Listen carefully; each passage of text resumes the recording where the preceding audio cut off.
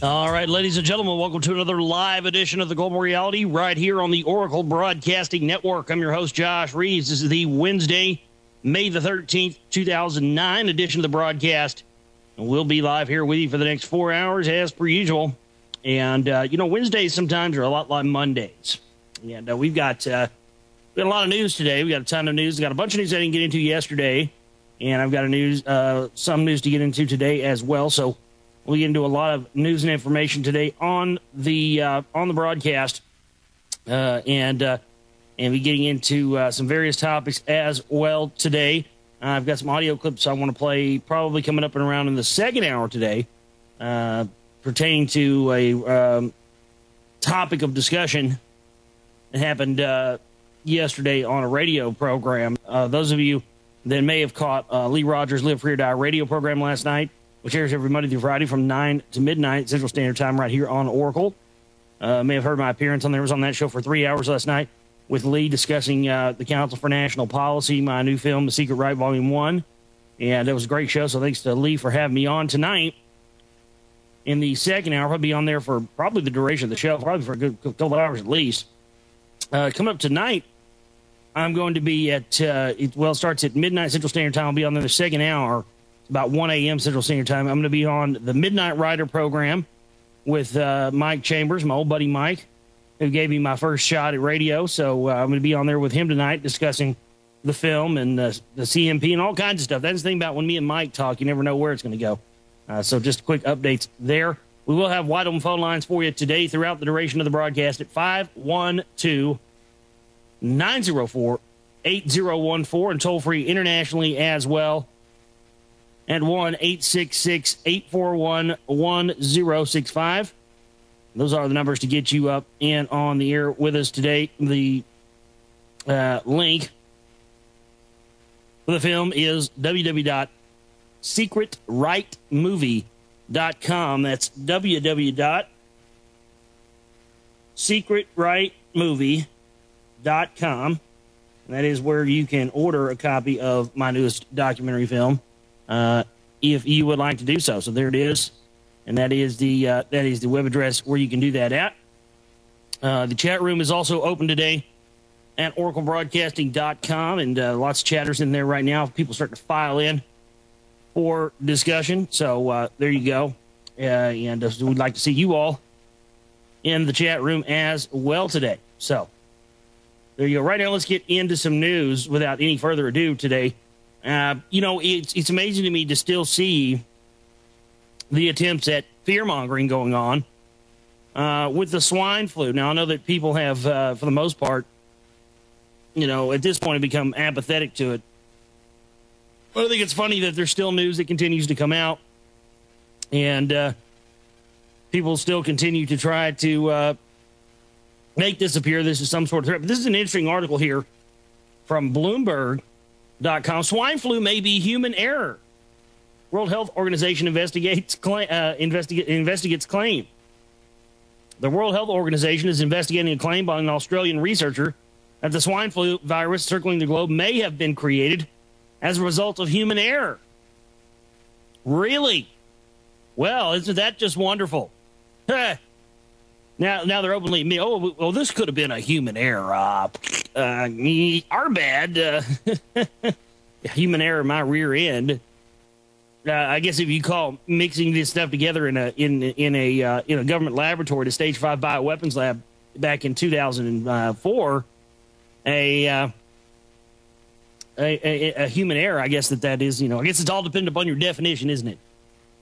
Adrian Gibbs, 75, who collaborated on research that led to the development of Roche Holdings' AG Tamiflu drug, said in an interview that he intends to publish a report suggesting the new strain may have accidentally evolved in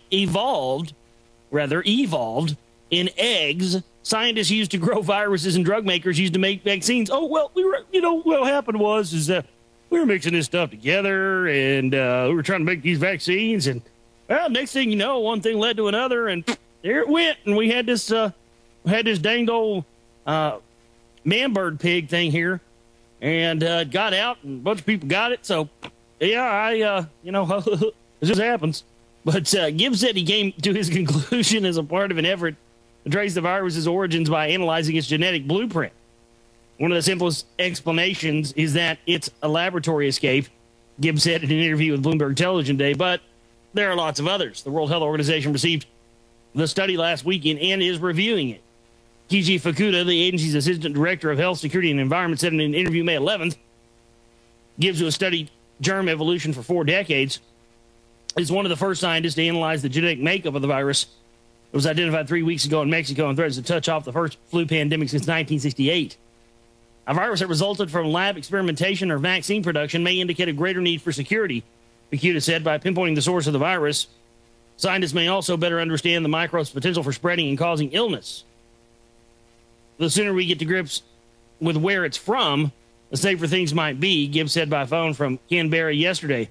Could be a mistake that occurred at a vaccine production facility, or the virus could have jumped from a pig to another mammal or a bird before reaching humans. Let's see, again, it really is smoke and mirrors, isn't it? I mean, it really is. It's still, to me, it's still the monkey puppet. You know, it's look over here, look over here, look over here, woo, look over here, look at the silly monkey, look at the silly monkey. Don't look over here. With the people telling you that, you know, they openly admitted in the stories we covered right when it came out. I don't have them in front of me anymore, but with the stories that we covered right when it came out about how back in 2004 they specifically mixed this together in a laboratory. We know this was created. So that's what they don't. So in a way, this is smoke and mirrors for that. See, they always want to own the explanations. They want to own everything. I mean, yeah, it's different than saying this just was created on their own. And yes, I think this kind of story is specifically there to quell the truth from coming out. You know, oh, well, how about we just admit that we accidentally mixed this thing together in a lab and it got out that way? That way we don't have to admit to the fact that we specifically mixed this together and released it. That's really the bottom line. Gibbs and 2 colleagues analyzed the publicly available sequences of hundreds of amino acids coded by each of the flu virus's 8 genes. He said he aims to submit his 3-page paper today for publication in a medical journal. We really want a very sobering assessment of the science behind the claim, Fukuda said May 11th at the World Health Organization's Geneva headquarters. The U.S. Centers for Disease Control and Prevention in Atlanta has received the report and decided there is no evidence to support Gibbs' conclusion, said Nancy Cox, director of the agency's influenza division. She said, since researchers don't have samples of swine flu viruses from South America and Africa, where the new strain may have evolved, those regions can't be ruled out as a natural source of the flu. Well, how about this? How about you give us a body? How about that? See, that's the problem here. Nobody's produced a body yet. That's why I don't think any of this stuff's real. Personally, I don't think any of it's real. I don't think anybody's died from it. I think the whole thing's fake. Somebody produce me a body, please. Produce a corpse. Let's have a corpse here. Why not? I mean, if you want to talk about evidence, these people say, oh, there's no evidence. We don't have any evidence to prove it's the same thing. We don't have any of the samples. Well, let's have a corpse. Why don't you give us a corpse and we'll do us a little analysis on that? But no, they haven't. So that's why I don't think anything's real. I don't think anybody's died from this. I think the whole thing's a hoax. We are interested. Yeah, they're saying that yeah, sexy face. They're saying that it was it was accidentally created in a lab. That's what they're trying to say. So we are interested in the origins of this new influenza virus. Cox said, but contrary to what the author has found, when we do the comparisons that they are most relative, there is no evidence that this virus was derived by passage in eggs. The World Health Organization's Collaborative Influenza Research Center, which includes the CDC and sites in Memphis, Melbourne, London, and Tokyo, were asked by the International Health Agency to review the study over the weekend. Fukuda said the request was extended to scientists at the Food and Agriculture Organization in Rome, the World Organization for Animal Health in Paris, as well as the World Health Organization's Influenza Network. My guess is that the picture should be a lot clearer over the next few days. We've asked a lot of people to look at this, and I'll put the link in the chat room there for you guys. No, I mean, well, they're not admitting that but see, you got to understand, they're not admitting that they actually created it in a lab. They're saying that they accidentally did it. So they're trying to own the information. They're trying to own the origins of it. It's a nice little psychological operation to keep you from finding out that they actually cooked it up and released it intentionally. Now they're trying to, they know a lot of people have figured that out, so now they're trying to negate that and say, oh, no, what happened was we accidentally mixed it up. So that's how it got out. But swine flu has infected 5,251 people in 30 countries so far, killing 61. Okay, can we please see a body again? I mean, what do we have to go by on this stuff? With their word? I mean, if you're taking these people's word on anything anymore, you need to have your head examined. You know what I mean? I mean, let's see some bodies here.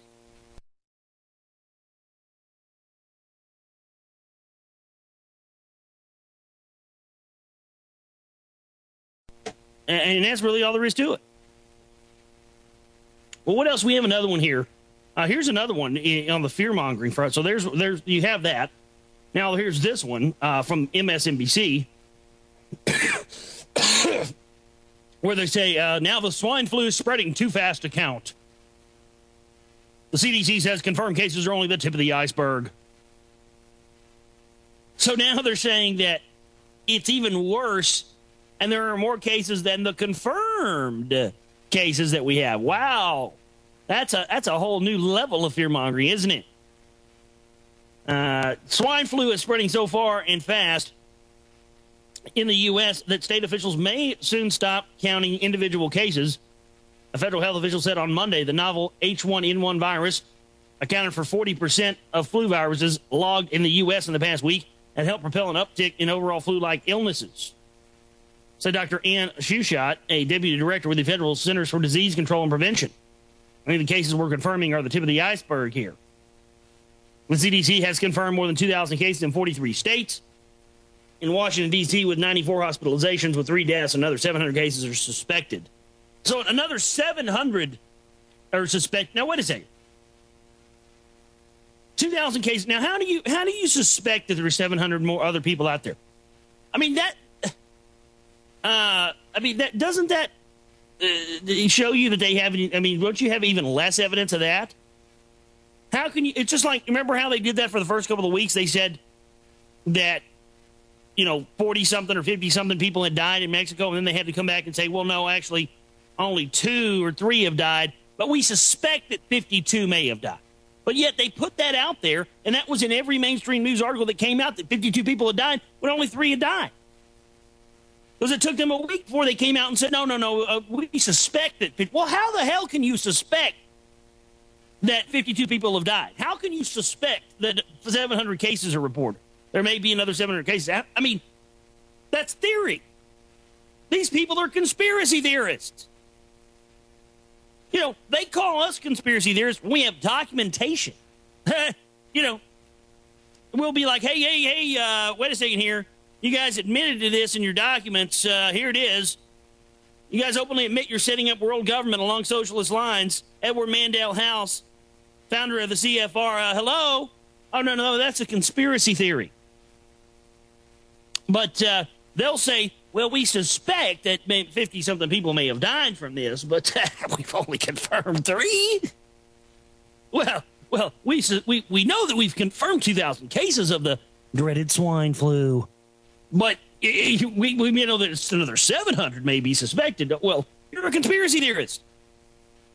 You have no evidence, but you're theorizing based on some sort of available knowledge that leads you to that conclusion, right? You're a conspiracy theorist.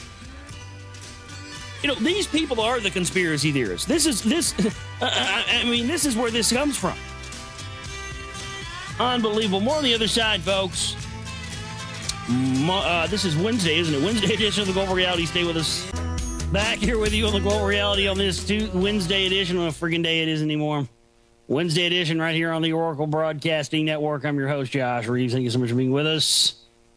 Lots more to talk about here today. Lots of news and lots of things to get into. Who knows what we're going to get all into today. Could go anywhere and anywhere today. That's the beauty of the show, and we're glad you all could be with us. You want to join us? 512-904-8014. And toll-free internationally at 1-866-841-1065.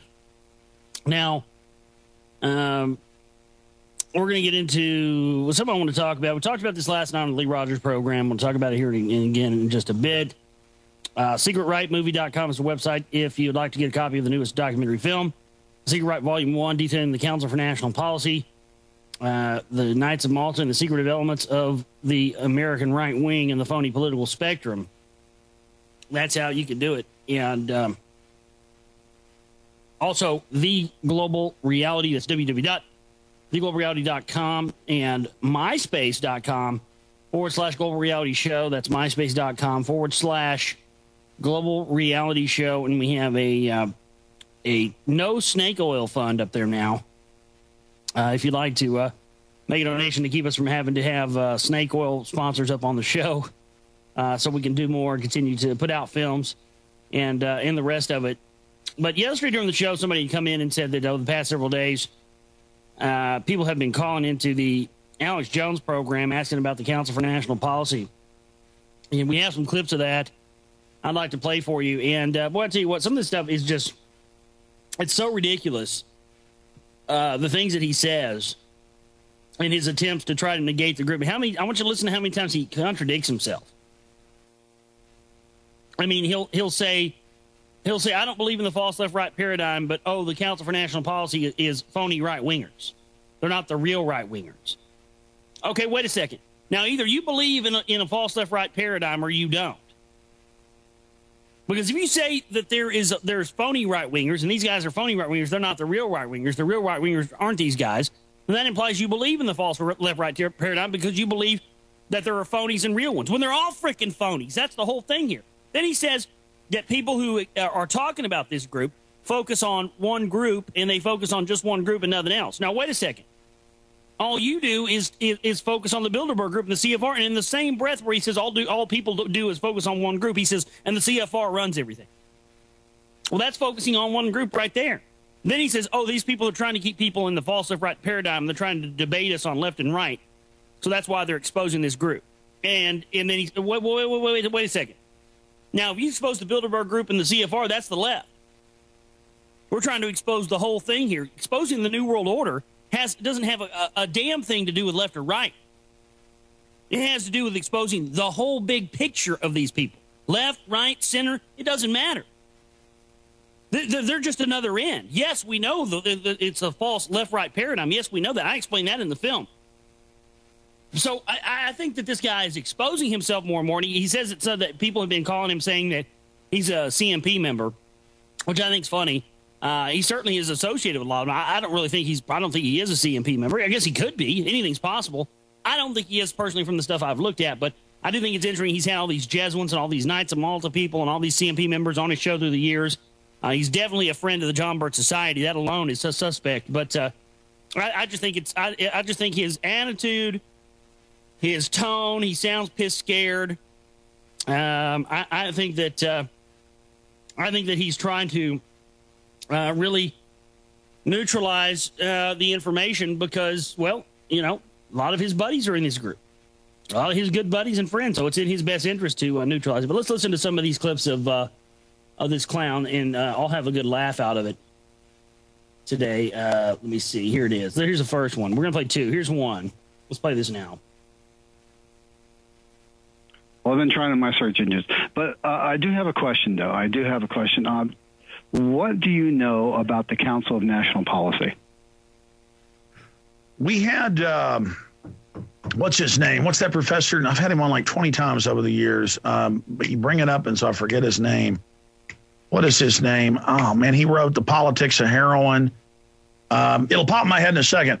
We've covered it. It's like a neocon kind of thing to co-op the conservative movement set up by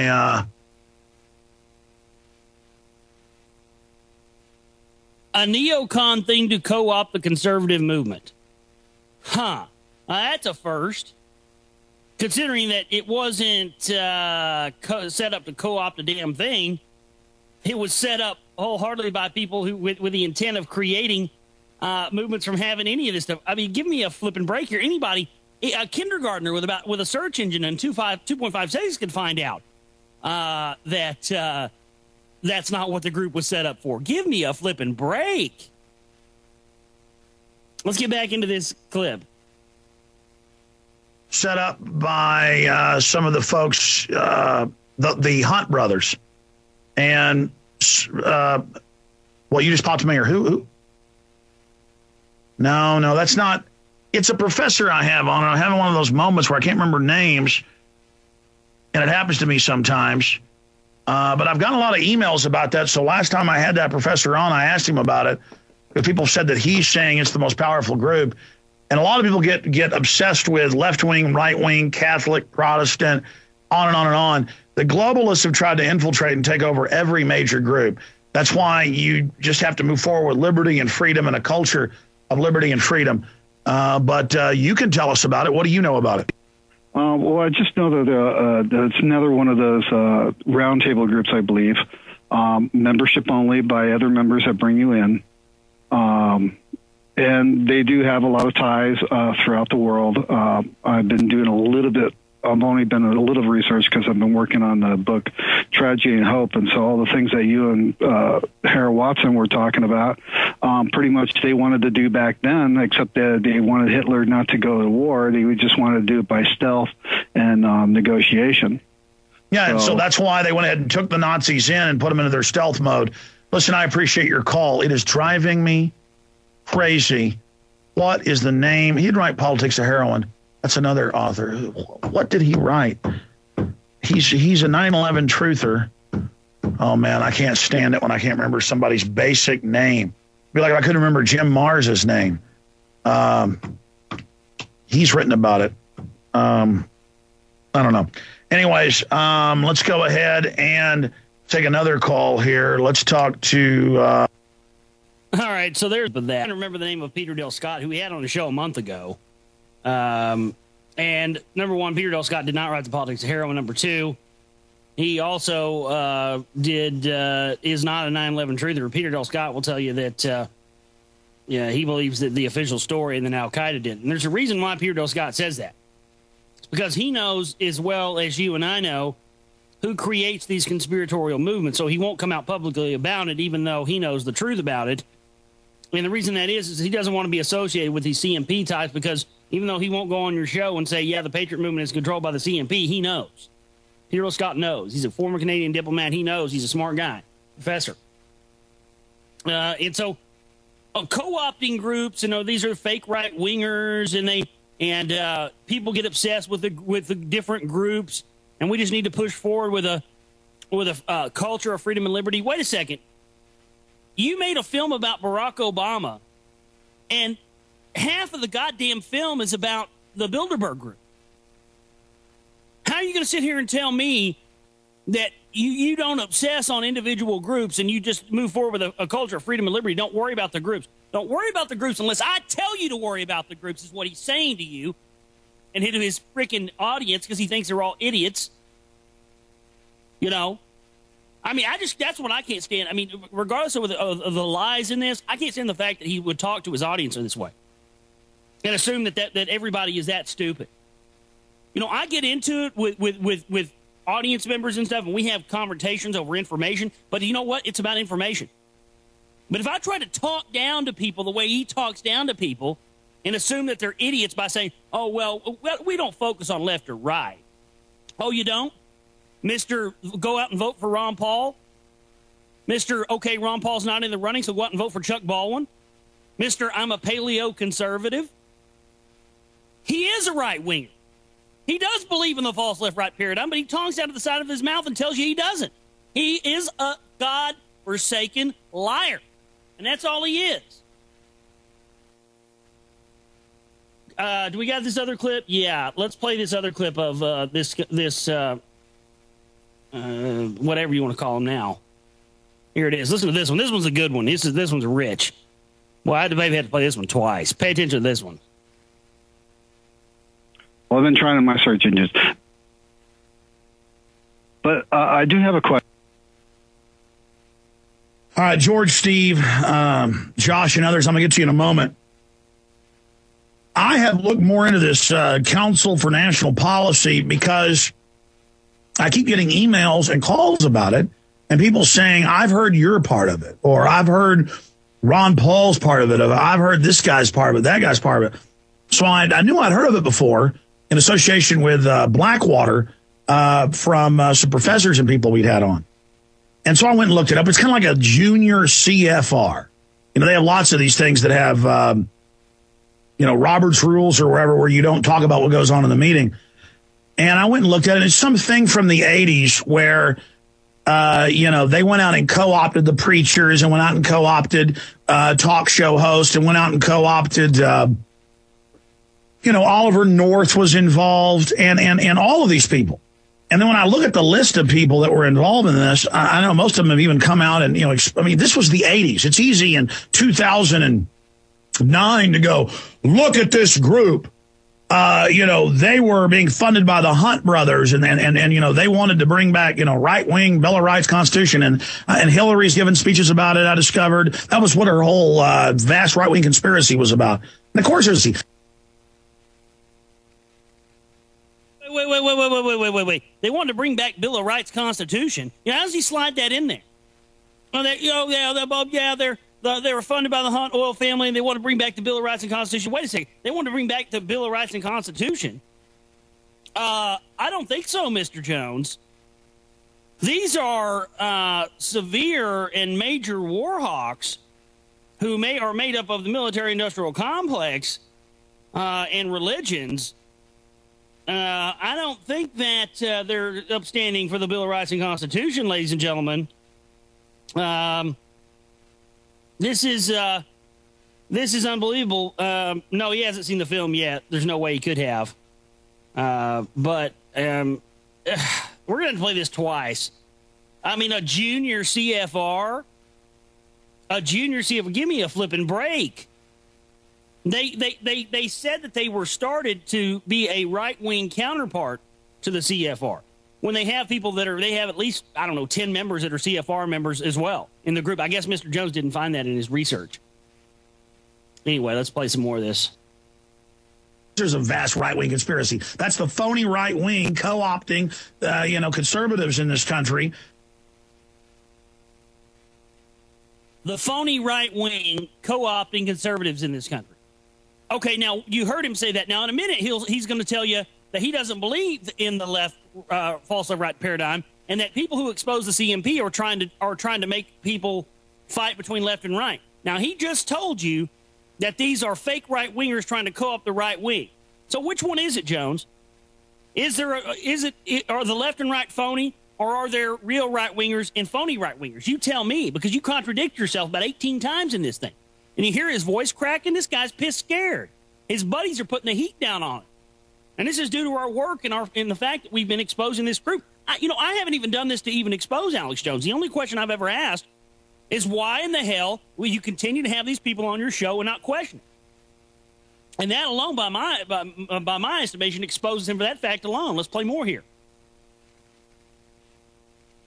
That's the phony right wing co-opting, conservatives in this country, and also trying to get power in the political process. That's how all these groups work. But we always explain we don't get too upset and obsessed about even the Council on Foreign Relations running everything. We explain that's a pyramidal structure where most of them don't even know what the bigger picture is, and they've been co-opted into this good old boy club.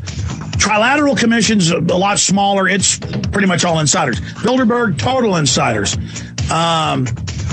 But there's all these other groups. But I mean, the endless obsession with, was somebody part of a right-wing group 25, 30 years ago? Meanwhile, all hell's coming down on us. The bankers are taking over right now, and they're trying to get us to fight off of left, right. Trying to fight over left and right. And, they obsession on this group or that group. Well, how about you, Jones? How about you talking about the CFR and the Trilateral Commission, the Bilderberg Group? This guy is pissed scared. We're going to play this clip again on the other side of the break. This is the Global Reality. Stay with us. Back here with you on the Global Reality on this Wednesday edition of the show. I'm your host, Josh Reeves. Thank you so much for being with us. SecretRightMovie.com is the website. Ladies and gentlemen, if you'd like to get a copy of my newest film, The Secret Right Volume 1. And, I think it's hilarious because it just shows you how unplugged this guy is from real researchers, from real information, from real people.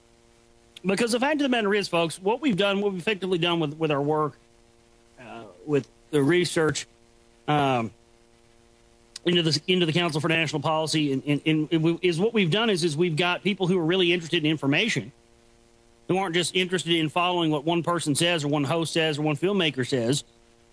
People who are actually really interested in finding out what's going on. What we've done is we've caused those type of people to come back out of their shell of just following what people tell them, and got people interested in research again. That's what has just been the biggest joy for me, is for myself as well. It's gotten people interested in digging deep again, because there's so much of this Council for National Policy. There's so many tentacles. There's so much information. It was impossible for me to fit even 5% of the information into my 2-hour and 5-minute film. And that's what we're going to do with subsequent volume 2, maybe even a third. I don't know. It depends on how far we get in volume 2. But, I'm going to continue to expose this group. And I'm going to continue to try to create a mass awakening. Folks, the reason it's important to expose this group, number one, is because, again, it's about exposing the New World Order. Past, present, future, forwards, backwards, sideways, vertically, horizontally, every position there is, and every way, or every 7 ways to Sunday. This is what it's all about. So we have to do it, and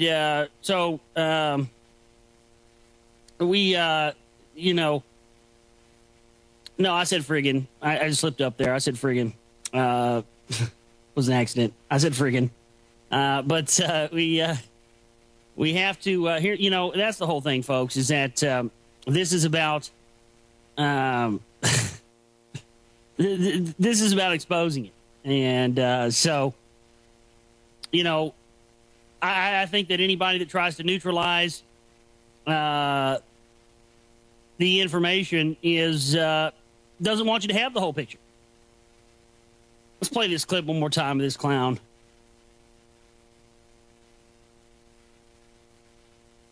All right, George, Steve, Josh, and others, I'm going to get to you in a moment. I have looked more into this Council for National Policy because I keep getting emails and calls about it, and people saying, I've heard your part of it, or I've heard Ron Paul's part of it, or I've heard this guy's part of it, that guy's part of it. So I knew I'd heard of it before in association with Blackwater from some professors and people we'd had on. And so I went and looked it up. It's kind of like a junior CFR. They have lots of these things that have, Robert's Rules or wherever, where you don't talk about what goes on in the meeting. And I went and looked at it. It's something from the 80s where, they went out and co-opted the preachers and went out and co-opted talk show hosts and went out and co-opted, Oliver North was involved and all of these people. And then when I look at the list of people that were involved in this, I know most of them have even come out and, this was the 80s. It's easy in 2009 to go, look at this group. They were being funded by the Hunt brothers and they wanted to bring back, right-wing Belarus. No, wait a second here. It's easy in 2009 to say, oh, so-and-so was involved this 20, 25 years ago. Wait a second here. You're telling me that, so truth has a shelf life now, huh? Okay, Mr. Jones, then, that would negate about 98% of the information you talk about. You talk, think about it. In game, he talks about, the formation of the Bilderberg Group, lies about it, and doesn't mention the fact that the guy that started it was Knights of Malta. Says it was Prince Bernhard. And,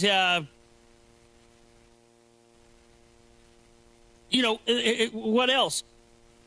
You're putting a shelf life, oh, this is 20, 25 years ago, blah, blah, blah. Wait a second. What about you quote Carol Quigley all the time. Tragedy and Hope, written 40-something years ago. What about the Federal Reserve? Eustace Mullins was exposing that 50 years ago. So, if you're going to put a shelf life on truth, then, the fact of the matter is that, just about every piece of information that we could ever talk about would be irrelevant. I mean, think about that. So next time you hear him reference something from the past, I mean, how many times have you heard Jones say, I study history. That's the reason I know what's going on. That's the reason I was being able to predict 9/11 is because I studied history and what they did in the past. Okay. The fact of the matter is, we can only prove what they've done in the past, what they've been involved in the past. Now, what they've been involved in the modern day with the military-industrial complex, Blackwater, the 2002 Newsmax.com article where they were at a CMP meeting talking about, John K. Single gave a speech entitled The War on Terrorism.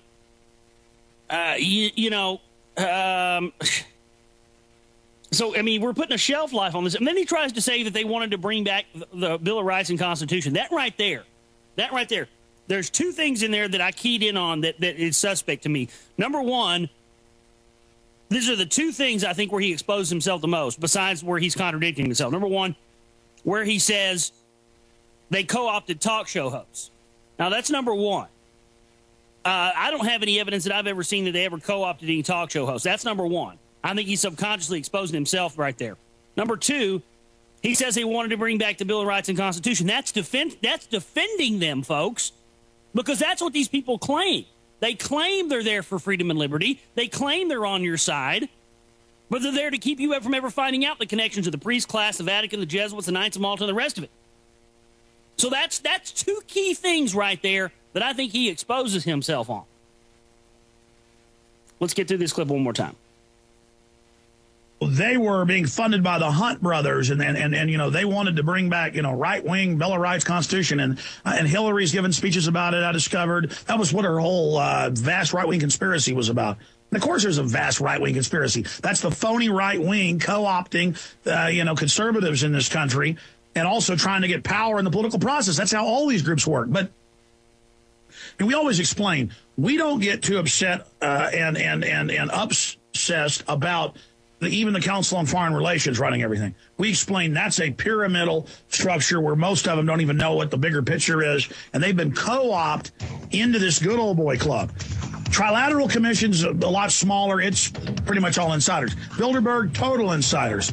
But there's all these other groups. But, I mean, the endless obsession with, was somebody part of a right-wing group 25, 30 years ago? Meanwhile, all hell's coming down on us. The bankers are taking over right now, and they're trying to get us to fight off of left, right. Trying to get us to fight off or left or right, but yet, 30 seconds before that, he says, oh, these are phony right-wingers. They're not the real right-wingers. They're phony right-wingers. As if there's real right-wingers out there that are actually good. I guess Ron Paul and Chuck Baldwin and John McManus are the real right-wingers that are good, huh? Okay, Mr. Jones. Oh, man. Unbelievable stuff. More on the other side, folks. This is the Global Reality. Stay with us. Back here with the only Global Reality on this Wednesday edition of the show. I'm your host, Josh Reeves. Thank you so much for being with us. What do you mean, what's my views? On what? I've covered that a million times about the Templars and about the... What do you mean? It's a priest class. The Vatican is the priest class. They have all the ancient information from the mystery religions. They set up the world control through it, and from the information they got from the Templars that the Templars got from Solomon's Temple. Yeah, we all know that. So what? It's all a lie. They worship the ancient mystery religions and go back to Egypt, and meanwhile they tell people that it's about Christianity. I don't really have much to add other than what I've already talked about. So there you go. But I do want to get into some other stuff today. But,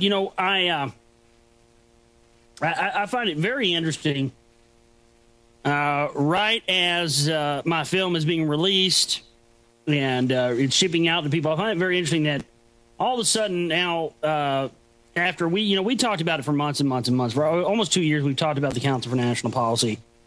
We try to get people to look at it. For the longest time, we were ignored. And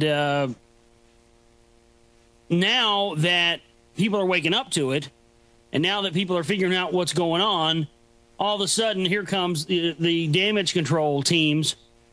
Yeah, Skull and Bones. Yeah. I know all that. Studied all that. Thank you. Yes, you are correct, Anon. I will confirm that. Yes, you are correct from that. We have pictures of everyone from, yes, they were, yeah, exactly. Yes, you were correct there. We've got pictures of St. John Nepomuk holding skulls and all these different saints holding skulls. Yes. All of your, everything goes, all roads lead to Rome. Especially when it comes to the mystery religions and, the Confederates are these people from the true holy bloodline. Yes. You are correct. So, everything you're saying is correct there, Anon. I found all that in my research. Yes. You are correct, sir. Got any more that I can confirm for you? You haven't put out. Yes, they decided to put the skull and bones on slave ships. You are correct. Sounds like somebody's having an awakening, is what this sounds like to me. sounds like somebody's having an awakening. Good. I like to see that. Yes, you're correct. So to deflect attention away from themselves. Yes, you are correct, sir. And you hadn't said one thing that I disagree with. I hadn't found in my own research yet. There, to make the murder seem bad. Yes, sir. That's what it's all about, Anon. You got it right, brother. You did some research, found out this stuff on your own. That's exactly what's going on, man. It all goes back to it, and that's the whole point. That's what again, I was talking about this. I've been talking about the CMP and playing those clips of what the Anon's talking about there. It goes right hand in hand with my film because that's the whole point. This stuff is mind blowing when you start finding out about. When you find out about the stuff that's gone on through the years with the Vatican and the Knights Templars and the Knights of Malta, it's mind blowing. Believe me, it was mind blowing for me too because I thought that I thought all this stuff was BS for years too. So I started finding out on my own. That's the amazing thing about it. Well, the Israelis answered to the Pope. They answered the Vatican. That's the bottom line. The rest of it's smoke and mirrors for the television. But, that's what people are starting to figure out and wake up to. And this is why these people are scrambling to make some of these people mainstream media now. Because they're starting to figure out that people are now awakening to where the real power is and who's really been in control all these years. So they're scrambling to keep, they wanted to keep people from finding out how much power the Vaticans have and how all this stuff is a front. Well, they call it Luciferian Freemasonry. And none of the rest of this stuff. See, we're taking the information, taking the research where it's supposed to go. Its natural course, its natural path. And that is to anywhere and everywhere that leads us down the path of truth. That's really the whole thing, folks. We're here to find the truth no matter where it may lie. And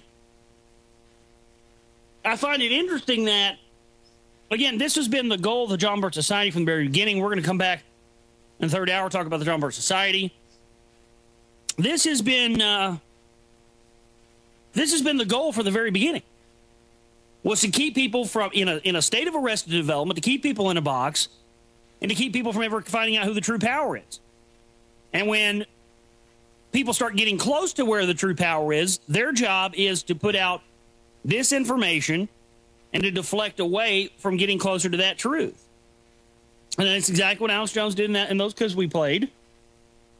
And that's exactly what they continue to do by saying, don't look over here, look over here. Don't look over here, look over here at the bankers and the CFR. This is where you need to be paying attention to, the Bilderbergers.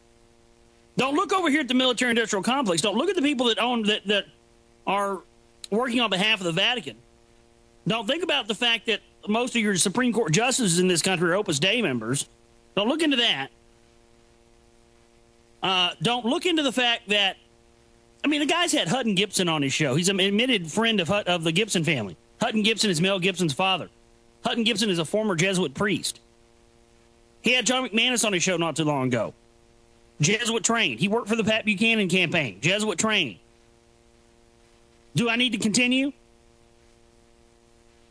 to name all these people who've had ties to the Jesuits? Georgetown University, Ray McGovern. How many times he had him on? Another Jesuit. I mean, these are the people. These people are ensconced in our federal government, folks, and they're ensconced in the Patriot movement. And so, the bankers and the Bilderberg Group and whatnot. These are powerful groups, very powerful groups, but they only have as much power as they're given by the Vatican and by the priest class to run society. They run the world. They run there to keep people thinking that those are the evil elitists. They're allowed to have wealth and status because their job is the money changers. They are the money changers for the priest class. Somebody has to run the banking and the finance and the weapons and somebody has to dole out the church. Ask me this. Answer me this. Riddle me this, Batman.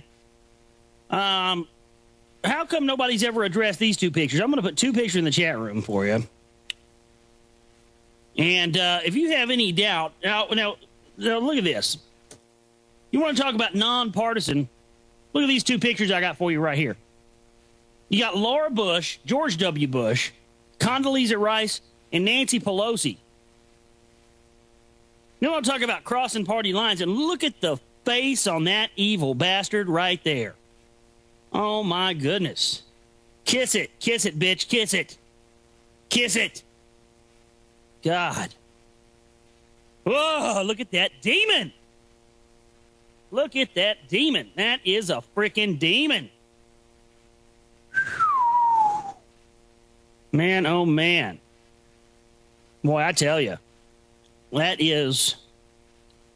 I mean, that's who's in control. Well, there's a guy above him. The Black Pope's actually above him. But look at that. I mean, you're telling me that's not a demon?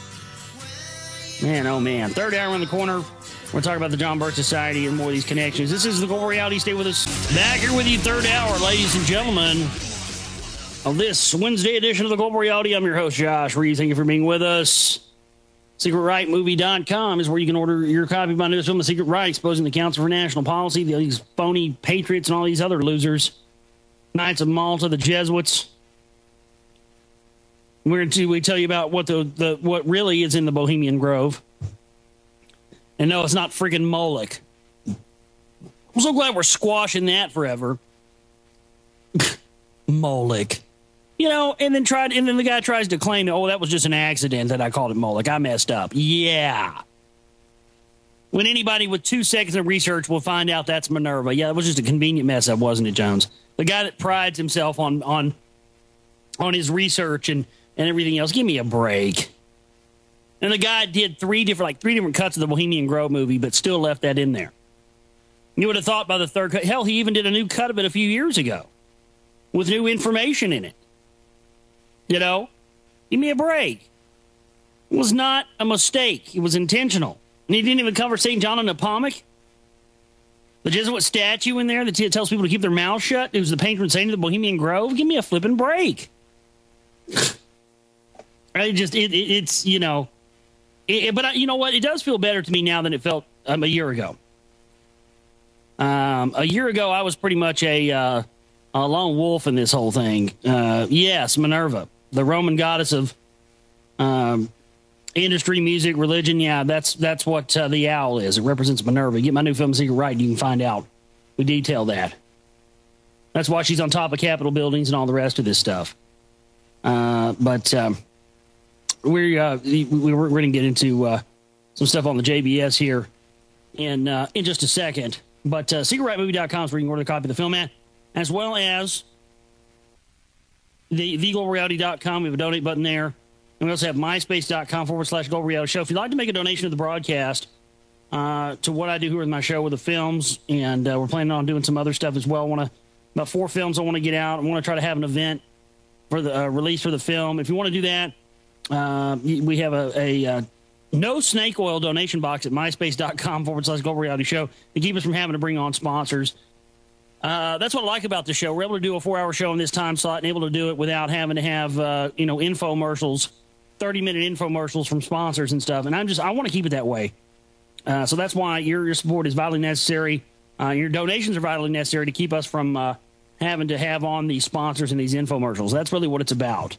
And I really would love to be able to do this show and to grow this show and to be able to have, a big effect without having to bring on any sponsor. That would be great, because I think that would further prove the illegitimacy of a lot of these operations without having to have sponsors on and to have infomercials, to try and justify having a big effect. That's really what my goal is, to show people that things don't have to be done in the way that you've been told they've been done up to this point. That's really what it's about. Let's go to the phone lines right now. Global Reality, you're on the air. Go ahead. Hey, Josh. Melissa here. How you doing? Good. I called in about one thing, but then you were talking about Minerva. From what I have seen, all goddess worship goes all the way back to Lilith, and different cultures give her a different name.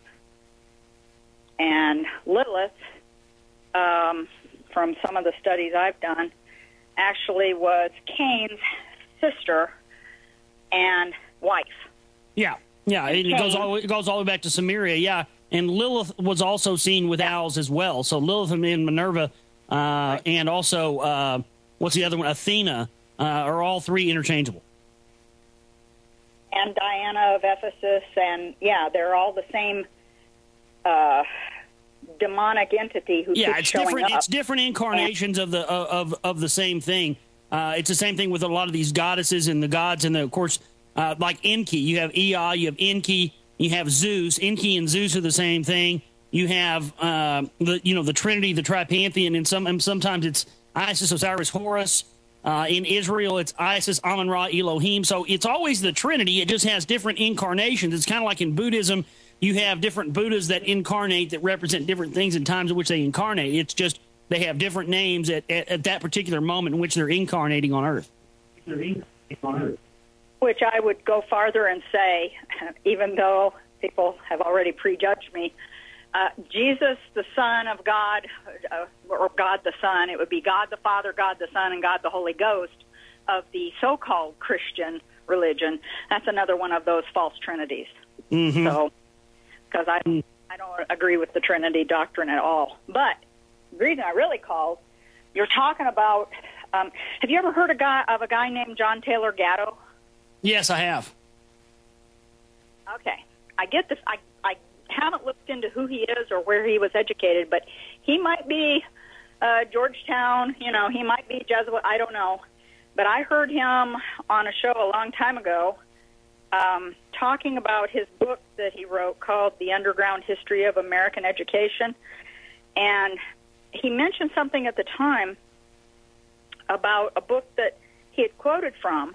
And the books that it's like written in the 1600s, and it was called Leviathan by Thomas Hobbes, a true high-level insider back in the 1600s. And the quote that he read from that book was, "The obvious perpetrators are never the real power." Yep, that's a great quote. Yeah. And he did. John Taylor Gatto did go to Catholic boarding school in Latrobe, undergraduate work at Cornell, and then Columbia. So but no, that's you see, and it's funny that people don't realize that statement. That's really what it boils down to. Right, because what it looks like to me, little kids fighting in the sandbox, and one says, "Give me that toy," and the other one says, "You're not the boss of me." Well, who's the boss of who here? I think that the Jesuits are the boss of the Jews, and the Jews are put out front to take the heat and to be really awful and do ugly things because they're really practiced at it at this point. And I certainly don't hate all Jews or all Catholics or all anything, but when I see evil being done, then I got to look at the label. Yeah, we got to be clear about that, Melissa. Exposing evil and exposing the controllers has nothing to do with hate for or blanket hate for individual types of people. I mean, I think everybody knows that, or they should at least. Right. Well, just in case there's somebody listening who might get the idea. Yeah. That we're just hate incorporated. We're not. We're just trying to find the answers. No, that's what it boils down to. Yeah, and, you know, as far as Alex is concerned, I think he started out right. I really don't think that he started out when he was 22 years old to become, you know, anything bad. But, you know, his nature, his behavior, his ego, all of those things, he is where he is because of every step he's taken. And, you know, I just don't want to believe that anybody can be that contrived, that he would be doing these things on purpose. But on the other hand, if somebody sends him a copy of the Secret Right movie and he watches it and he doesn't come on the air and apologize for his behavior, then we've got trouble. Well, we already got trouble, Melissa. We're past the point of that. That's not going to happen. And even if it did, I wouldn't buy it because, you know, how do we know that the guy's isn't going to backtrack and try to I have a feeling that what's going to happen, they're going to try to co-opt the information. I think they're going to try. I think some of these the tops are going to try to take the information and research I've done, say that it's real, say that these people are behind it, and then co-opt it and try to gatekeep it. I think that's what's going to happen. So, you know, I mean, that's what I see happening. That's what they do with everything else. Why would we think they wouldn't do that with this? They've done it with everything else. I know. And, man, I truly do believe that there will be a true judgment day for people. And when that happens, he's going to have some explaining to do. And, you know, we all are. But, man, you know, if it's about the truth, then let the truth stand. Yep, that's what it's about. All right. Thank you very much. All right, Melissa, take care of yourself. No, I mean, look, I mean, we're going to continue to expose this stuff, and it's not going to be it's never an easy road when you get into this. But you know, I got into this to find out the truth. I didn't get into this to find, you know, to follow some, you know, somebody's watered down version of it. You know, I got into this to find out, you know, what's going on. Now, when you go back and watch Alex Jones' first film, America Destroyed by Design. Go to Google sometime after the show's over today. Go and find that film. And at the very beginning of that film, he's sitting at a desk. And that very beginning of that film was almost a commercial for the John Birch Society. He promotes their magazine. He promotes None Dare Call It Conspiracy, which was a John Birch Society published book. He really, and I've heard that his father was John Birch Society. I think that from the very beginning, he was put out there by the John Birch Society, by these figureheads, and put out there as the future of their group. The future of they knew that's the thing is they know well ahead of time what's coming down the road. They knew 9/11 was going to happen well ahead of time, and it was set up for him to be the father of the 9/11 truth movement long before 9/11 ever happened. I think history has shown that.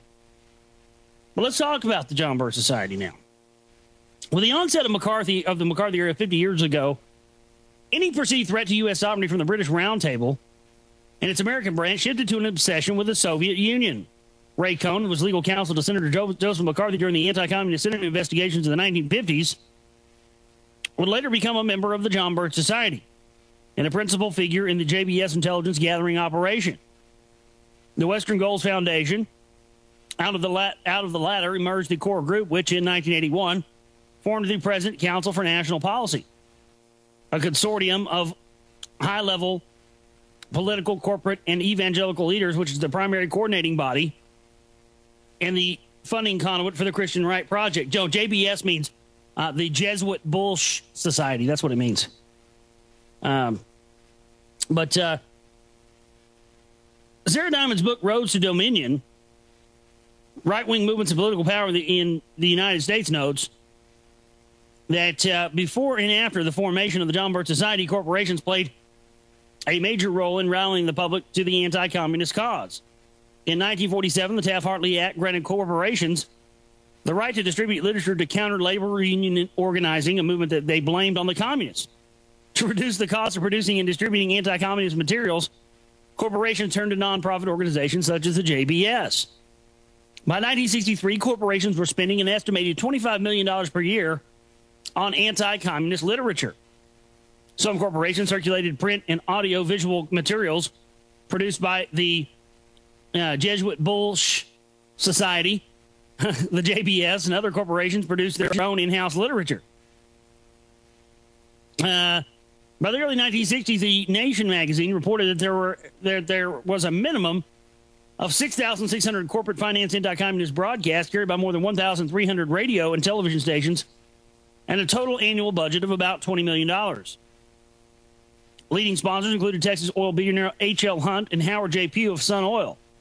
The corporate sector's massive anti-communist propaganda campaigns created a favorable climate and for the mobilization of activist groups like the John Birch Society. On the other hand, or rather the other side of the dialectic, super capitalists such as John D. Rockefeller would come to understand the potential for using labor unions to corporate advantage as a means of controlling the opposition. Exactly. John D. Rockefeller would come to understand the potential of using labor unions to corporate advantage as a means of controlling the opposition. That's exactly why Nelson Rockefeller funded the John Birch Society. It's exactly why he gave Robert Welch, the founder of the startup, money. The Rockefeller interests have not overlooked and have made good use of the monopoly of labor that is afforded to unions to affect monopolies of industry that would be recognized as illegal if they had been affected by a monopoly of machinery. Labor unions have proved to be a powerful weapon for the Rockefeller empire in extending its world conquest, and subsidized unioneers are always at the forefront of the emissaries as they send out into newly conquered territories. With Marxism as a shibboleth, they are rapidly accomplishing a worldwide subjugation of the peasantry. This has earned for Wiley John D. Jr. a reputation of liberalism. It is more appropriately called Rockefellerism. So we'll stop right there and take a break, come back, and we'll talk more about the John Birch Society. This is the Global Reality Wednesday edition. I'm your host, Josh Reeves. Stay with us. Back here with you on this Wednesday edition of the Global Reality. I'm your host, Josh Reeves. Thank you for being with us. Lots more to talk about here today on the show, ladies and gentlemen. We're glad you all could join us here today for the broadcast. Open phone lines for you at 512-904-8014. Toll free internationally as well at 1-866-841-1065. Those are the numbers to get you on the air with us today for the show. We're talking about the John Birch Society, and again, the John Birch Society's founder, Robert Welch, who was a former candy maker, received his startup money from Nelson Rockefeller. Eustace Mullins and other people have found that out a long time ago. He was actually friends with Robert Welch, Eustace Mullins, and actually confirmed that from the horse's mouth. And Michael Bell and I interviewed him on my show last year, and he told us that and reconfirmed that for us on the show as well there. And I don't know if I have a copy of that show anywhere. I think I've got it somewhere. I just don't know where it is. But, let's get back into this in the origins of the John Birch Society here. I want to get through this today in this hour of the broadcast. In the long march towards a new social order, ultra-right and ultra-left-wing agitation propaganda serve not only to polarize and destabilize society, they create a diversionary conflict to prevent recognition of the true conspiracy. Less than informed and united citizenry form an alliance against them. Principles of conflict management are employed by the power elites. That's exactly what it is, folks. Conflict management. You see, they don't want you to find out that these left and right people are all in this together. Knights of Malta, Horowitz took over Rentz's show. Oh, you're kidding. Lynn Horowitz is Knights of Malta, in case you didn't know that there, Murphy, in the chat room. Goodness. Oh, my God. Yeah, I don't trust Rentz, so we're going to throw him either, but, that's all I can say about that. Just take a look at that picture right there. It says it all for Horowitz as far as I'm concerned. You don't have to say anything. A picture speaks 1,000 words. Take a look at that picture of him getting an award from the Knights of Malta there. Maybe you don't put that picture on your website. I don't know, just me. Maybe you don't put that picture out where people can see it. But see, that's how arrogant these people are. They think that they've got you so wrapped up in their truth movement that you'll never find out this stuff for yourself. I know that's what it boils down to. The plan, I think, is the old one of world dominion in a new form. The money power and revolutionary power have been set up and given sham but symbolic shapes, capitalism or communism, and sharply defined citadels, America, Russia. Such is the spectacle publicly staged for the masses. But what if similar men with a common aim secretly rule in both camps and propose to achieve their ambition through the clash between those masses? I believe any diligent student of our times will discover that this is the case. In his essay on the unseen hand behind this age of conflict, Ivor Benson reveals the natural partnership that exists between ostensibly opposing forces, for example, the fascist Rhodes-Milner Roundtable and the Fabian Socialists, to secure a common objective, namely the subjugation of mankind. That's right. Left, right, doesn't matter. They all answer to the Fabian Socialists. All these groups originated out of there. That's the whole nexus point, the whole genesis point for the false left-right paradigm. It originated out of the Rhodes-Milner Roundtable schools, the Fabian Socialists out of the London School of Economics about 100 years ago. Research. That's what research brings you. Find out these things. Significantly, Julius Werner of the Werner-Bate conglomerate that supported Milner's effort to precipitate the Anglo-Boer War contributed substantially to the funding of the London School of Economics and socialist movements everywhere. All vehemently anti-capitalists continue to receive massive support from the most powerful capitalists. It was because of the absence of any fundamental antagonism between the philosophies of John Ruskin and of Karl Marx that it was possible for the brave New World ambition so actively promoted by Rhodes and his heirs to be absorbed into the socialist world power vortex with hardly a sign that anything untoward had happened. In fact, the international socialists, instruments of the most highly concentrated financial power, were able to take over the Rhodes-Milner establishment, complete with its worldwide network of organizations, the Rhodes Scholarship Trust, the Royal Institute of International Affairs, the Council on Foreign Relations, the Trilaterals, etc., and continue to run as if it's still under its original management. Indeed, it simply gave the socialists a new dimension for the exercise of their incomparable skill in the arts of deception. And this is why, folks, this is why they had to allow corporatism and capitalism to thrive in the 20th century. You understand, the idea of a socialist world government has been here for several centuries. It's been here for centuries and centuries. But what they had to do is, through the Industrial Revolution, they had to create industry corporations that would control food, water, resources, manufacturing. They had to create this. And then what they would do through getting capitalism to blossom is, once capitalism blossomed and you had all the corporations, then they could come in and consolidate all the companies that came up after the rise of capitalism. Then what they would be able to do is then come in, nationalize everything, and then boom, once all the industries that own the food, water, the resources, and everything else are created, then you bring in the open socialist world system, and you can have no competition. That's what it's boiled down to. This is how they brought it in. Carol Quigley and colleagues of like sympathy with the Rhodes Agenda have widely propagated the belief that the American branch of the Roundtable Organization is exclusively the liberal Eastern establishment. However, the Belmont Brotherhood revealed that the Anglo-American establishment, which represents the interests of the aforesaid corporations, also launched the ultra-conservative movement in the United States, the John Birch Society being a pioneer of the extreme right of this dialectical process. Do you want to listen? Listen to me again. Let me read this for you again. Carol Quigley and colleagues of the sympathy with the Rhodes Agenda have widely propagated the belief that the American branch of the Roundtable Organization is exclusively the liberal Eastern establishment.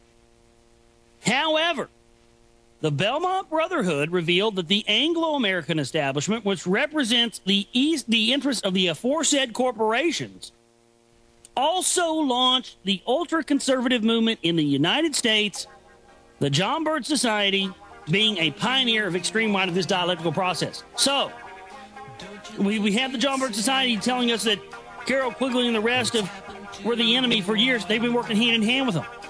The only way they could bring in socialism that we're seeing now under Barack Obama is to create a right wing that was so ridiculous it would make people beg for socialism. This is how we've gotten here, folks, and the Patriot Movement's been a big hand in that. So, I'm back here with you.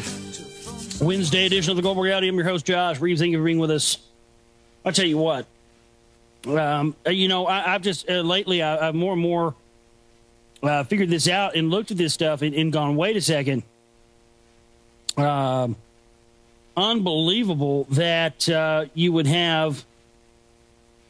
I mean, now we know why capitalism was allowed to blossom, folks. They had to create all the industry. They had to create it so they could come in and nationalize it all and then scoop it all up. And then bring in the socialist system where they own everything and they run everything, and you have to go through their government to get it. This is why.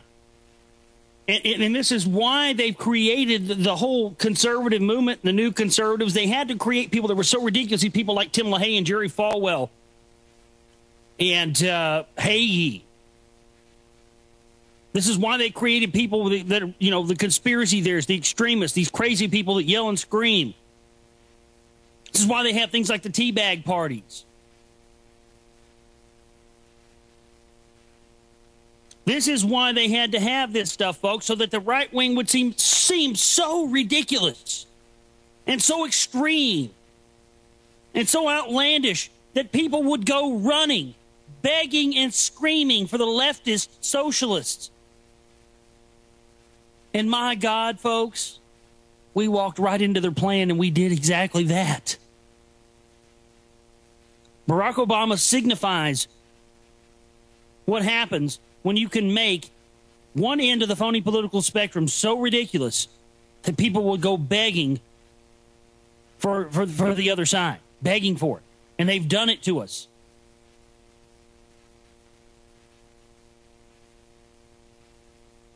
They've done it to us. This plan has been cooked up for so long. And it's coming to fruition now. I mean, the guys who were involved in this stuff 50, 60, 100 years ago, their progeny now has brought this into fruition. I mean, this must be really beautiful for them. It really must be just beautiful to see the culmination of centuries worth of work now coming together in this year 2009. I mean, this just must be incredible for them to watch. And everything that they have struggled for centuries to attain, folks, they have now achieved it.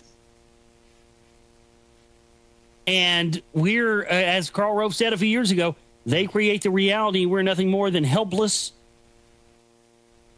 observers who watch as they create the reality around us.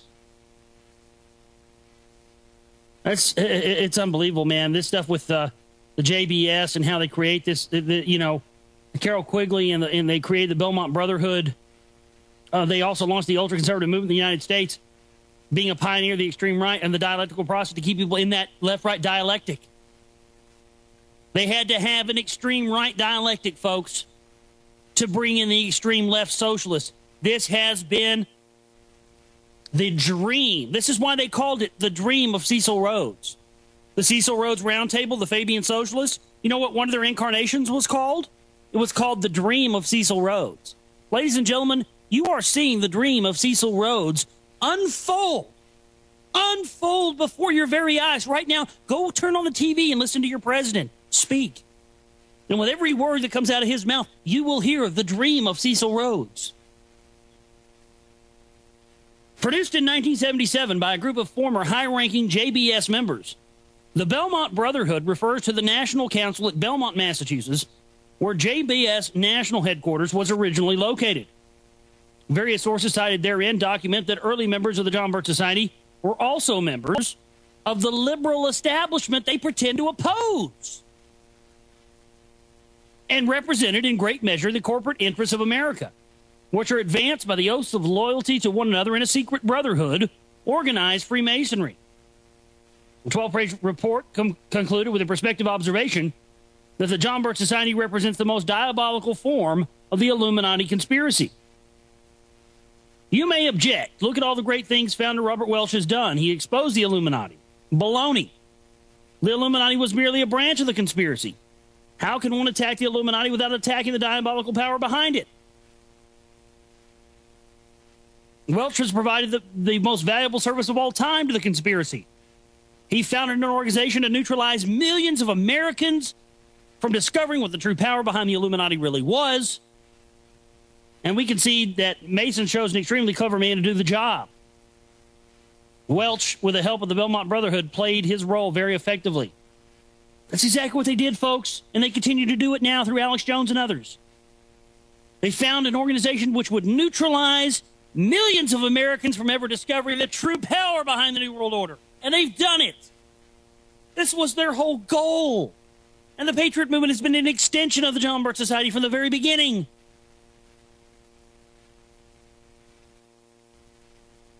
I never dreamed I'd be in this position. Sometimes I take a step back and I look at this and I go, what am I doing here? How did I get to this point? Why does this have to be on me? Why did I have to be the one that had to do this? I was one of these guys. I believed in the Patriot Movement. I loved Alex Jones. I loved this stuff.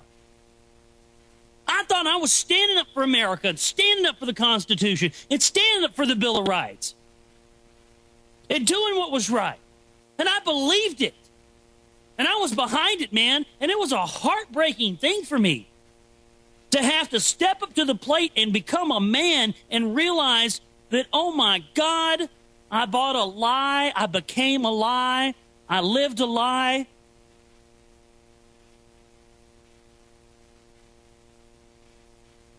It was hard. I mean, it wasn't easy for me. And I know I come off confident sometimes with some of this stuff, and I come off arrogant, but I gotta tell you, man, I'm a person. And this was not an easy thing for me. And I've taken a lot of crap and gone through a lot of stuff because of this. And I take a step back sometimes, man. I look at this and I go, I can't believe this. I mean, if you would have told me, you know, as I've told this story many times, when I first got into this stuff, man, I first started finding out this stuff when I was in high school and I read Jim Marsh Crossfire. And, you know, I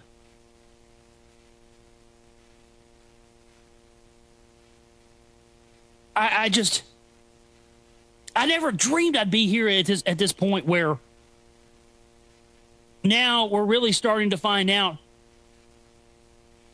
what's going on. And that this is so much deeper than we ever dreamed that it was. And that the truth is something that we have to find on our own, and that it does come to you. You know, somebody told me a long time ago, I remember this girl that I really liked a long time ago, she told me, and I never knew what she meant about it for years. It was right around 9/11. So I was talking about some of this stuff, and she said, I was walking the door one day, going to a friend's house, and she said, hey, be careful what you're looking for. And I said, what do you mean? She said, well, you may not like it once you find it. So be careful what you look for. And I kind of fluffed her off and was like, whatever. Just kind of fluffed it off and didn't really think anything. I was, whatever. Thinking about it, but it stuck with me, you know. It stuck with me, and I was thinking about that, and I was thinking about that a lot lately. And it is, I do find it to be true, you know. If you want the truth, you better be damn prepared for where it's going to bring you. I do know that. I do know that. Back here with you on the Global Reality on this Wednesday edition. I'm your host, Josh Reeves. Thank you for being with us.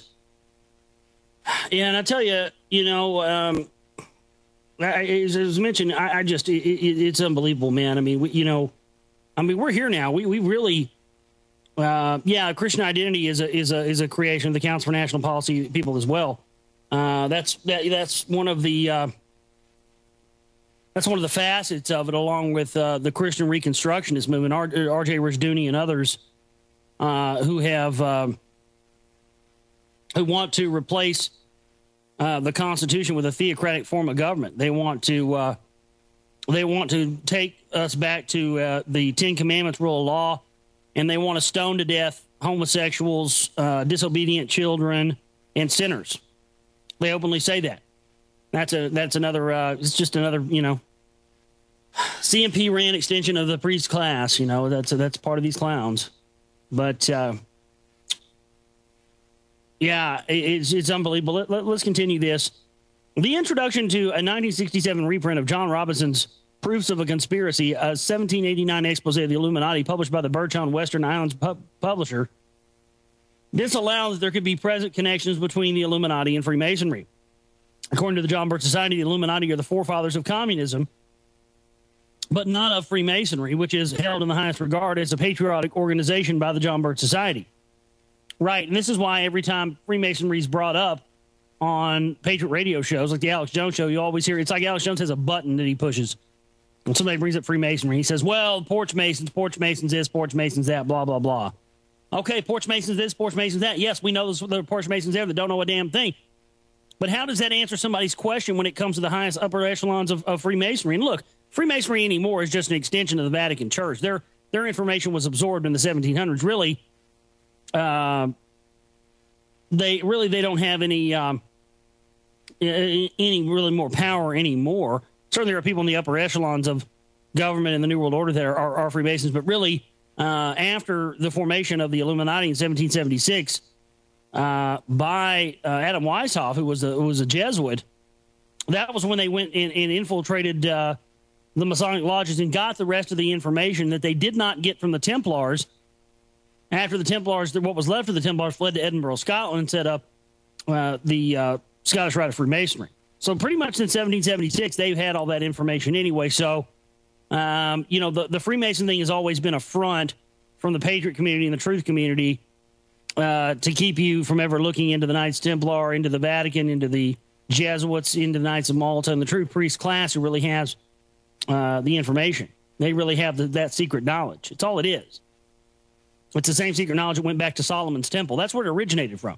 This is why King Solomon is so revered in Freemasonry, because the information that the Freemasons once had came from Solomon's Temple. He was known as the greatest Mason of all time, and his Temple of Solomon is known as the greatest Masonic architecture ever built. This is why, if you get a Masonic Bible, there are pictures and blueprints and whatnot of Solomon's Temple. That's why that is. Robinson, a former Mason himself, found that this impunity from authority by maintaining the Masonic rule of secrecy had gradually encouraged men of licentious principles to become more bold and to teach doctrines subversive of all our notions of morality. Let us be quick to say that Freemasonry in England, America, and elsewhere has historically and today is quite another kind, and its members characterized by high standards of morality and spirituality. The true purpose of the Illuminati order was to rule the world. To achieve this, it was necessary for the order to destroy all religions, overthrow all governments, and abolish private property. This is exactly what the communists have been doing since 1848. Please note that Robinson makes it clear that the Illuminati order was quite distinct and separate from Freemasonry. The conspiracy was conceived not by Masons as Masons, but by evil men using Freemasonry as a vehicle for their own purposes. In the realm of ideology, certainly the line from the Illuminati order to the Communist Manifesto is straight and unbroken. Let it be stressed that the present publication of Robinson's work is not intended to open wounds or create a new animosity or distrust towards Freemasonry, whose adherents today certainly number among our staunchest patriots and anti-communists. The conspirators have long since discarded Freemasonry as their vehicle. This is quotes directly from the John Birch Society.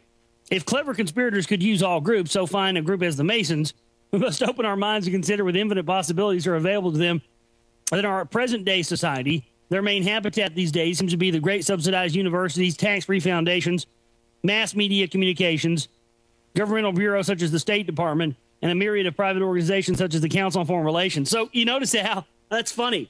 So the JBS says that Freemasonry has turned into a communist Council on Foreign Relations. Huh. Isn't that interesting? So let me get this straight. So the Masons don't have any power anymore. So they've turned into the Council on Foreign Relations. That's who the real power is, huh? Well, that's interesting. Let's listen to something real quick, shall we?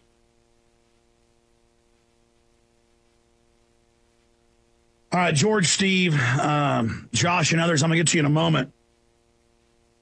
I have looked more into this Council for National Policy because I keep getting emails and calls about it, and people saying, I've heard you're a part of it, or I've heard Ron Paul's part of it, or I've heard this guy's part of it, that guy's part of it.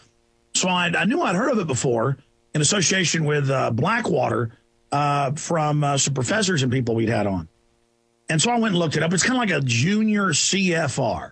You know, they have lots of these things that have, Robert's rules or wherever where you don't talk about what goes on in the meeting. And I went and looked at it. It's something from the 80s where, they went out and co-opted the preachers and went out and co-opted talk show hosts and went out and co-opted, Oliver North was involved and all of these people. And then when I look at the list of people that were involved in this, I know most of them have even come out and, this was the 80s. It's easy in 2009 to go, look at this group. They were being funded by the Hunt brothers and they wanted to bring back, right-wing Bill of Rights Constitution. And Hillary's given speeches about it, I discovered. That was what her whole vast right-wing conspiracy was about. And, of course, there's a vast right-wing conspiracy. That's the phony right-wing co-opting, conservatives in this country and also trying to get power in the political process. That's how all these groups work. But we always explain, we don't get too upset and obsessed about even the Council on Foreign Relations running everything. We explain that's a pyramidal structure where most of them don't even know what the bigger picture is, and they've been co-opted into this good old boy club. Trilateral Commission's a lot smaller. It's pretty much all insiders. Bilderberg, total insiders. But there's all these other groups. But I mean, the endless obsession with, was somebody part of a right-wing group 25, 30 years ago? Meanwhile, all hell's coming down on us. The bankers are taking over right now, and they're trying to get us to fight off of left, right. So, that sounded straight out of the John Birch Society playbook to me, didn't it, to you, ladies and gentlemen? That the conspirators have long since discarded Freemasonry as their vehicle, and that now they're hiding behind subsidized universities, tax-free foundation, mass media communication, government bureaus, and the Council on Foreign Relations. That's what the John Birch Society says. And then what about what we read earlier? Carol Quigley and colleagues of like sympathy for the Rhodes Agenda have widely propagated the belief that the American branch of the Roundtable Organization is exclusively the liberal Eastern establishment. However, the Belmont Brotherhood revealed that Anglo-American establishment also launched the ultra-conservative movement in the United States, the John Birch Society being a pioneer of the extreme right. Case closed, ladies and gentlemen. More on the other side. Fourth hour around the corner. Stay with us. Back here with you, fourth hour of this Wednesday edition of the Global Reality. I'm your host, Josh Reeves. Thank you so much for being with us today for the broadcast. And we're going to continue to talk about. We're going to get through the rest of this information pertaining about the John Birch Society today. And then we're going to get into some other news. We've got a lot of news to get into today in the fourth hour of the broadcast. I want to thank everybody for being out there with us today, folks. And we would also like to thank all of our AM and FM affiliates out there, everybody listening to us on terrestrial radio across the fruited plain. Thank you to KTAE 1330 AM, the Lone Star Legend down there in Central Texas. All the other AM and FM affiliates, all the great micro FM broadcasters out there. Thank you, and I salute you all for putting us up on your stations in lieu of other shows that air at this time. What we've been talking about today has been, we've been talking about the John Birch Society, the origins of that, and really how these groups were set up on to make the right wing look so ridiculous and appear to be so extremist and so outlandish that people would go running and kicking and screaming all the way home to leftist socialism. And we are here, ladies and gentlemen, right now in the year 2009 with Barack Obama, with the full culmination of that plan that has been structured and set up for years now coming into play. We are here now. It is here right in front of us. We are watching the great work come to pass. And this is why for years that they've created these phony right-wing movements. This is for years why they've created groups like the Council for National Policy, the John Birch Society, and the rest of them. They've been there. This is why they've had people like Hagee and Pat Robertson. You know, Pat Robertson wrote a book called The New World Order once. People forget that. This is why. And so that the mainstream of America would see anything associated with freedom, liberty, the truth, the New World Order, the Illuminati, as being associated with the extremists and the quote-unquote Christians of America, to make it so uncool and so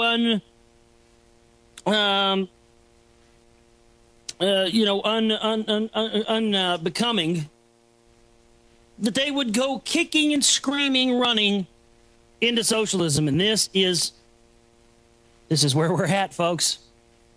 This is what's happened. They've done their job. They've done it well. TheGlobalReality.com is my website. Also, Secret Right Movie, Secret, R-I-G-H-T, movie.com. SecretRightMovie.com is a website.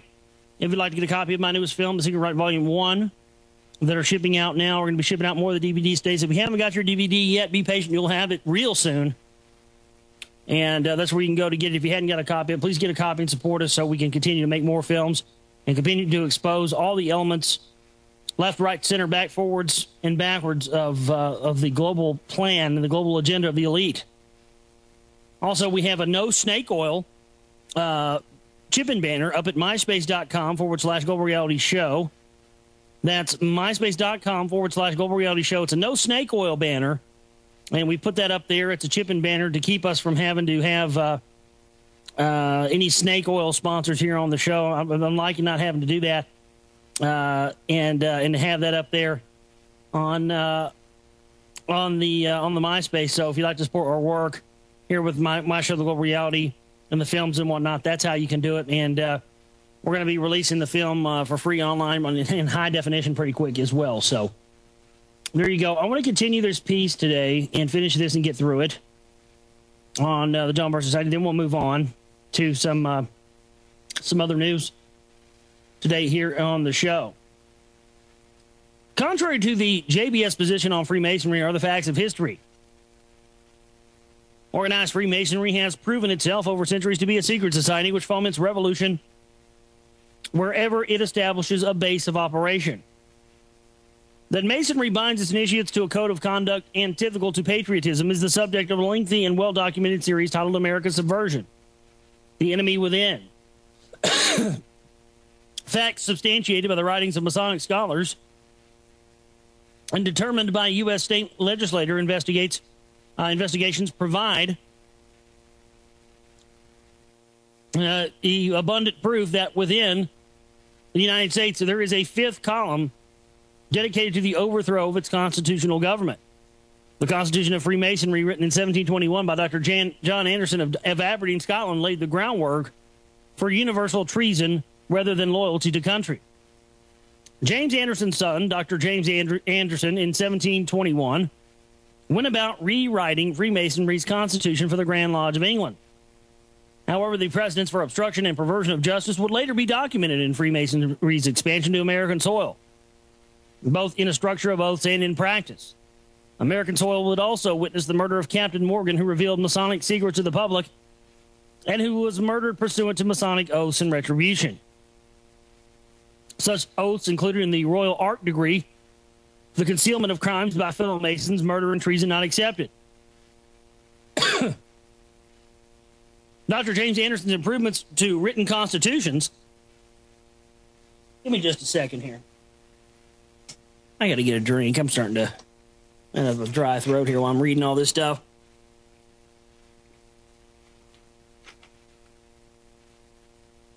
All right, much better.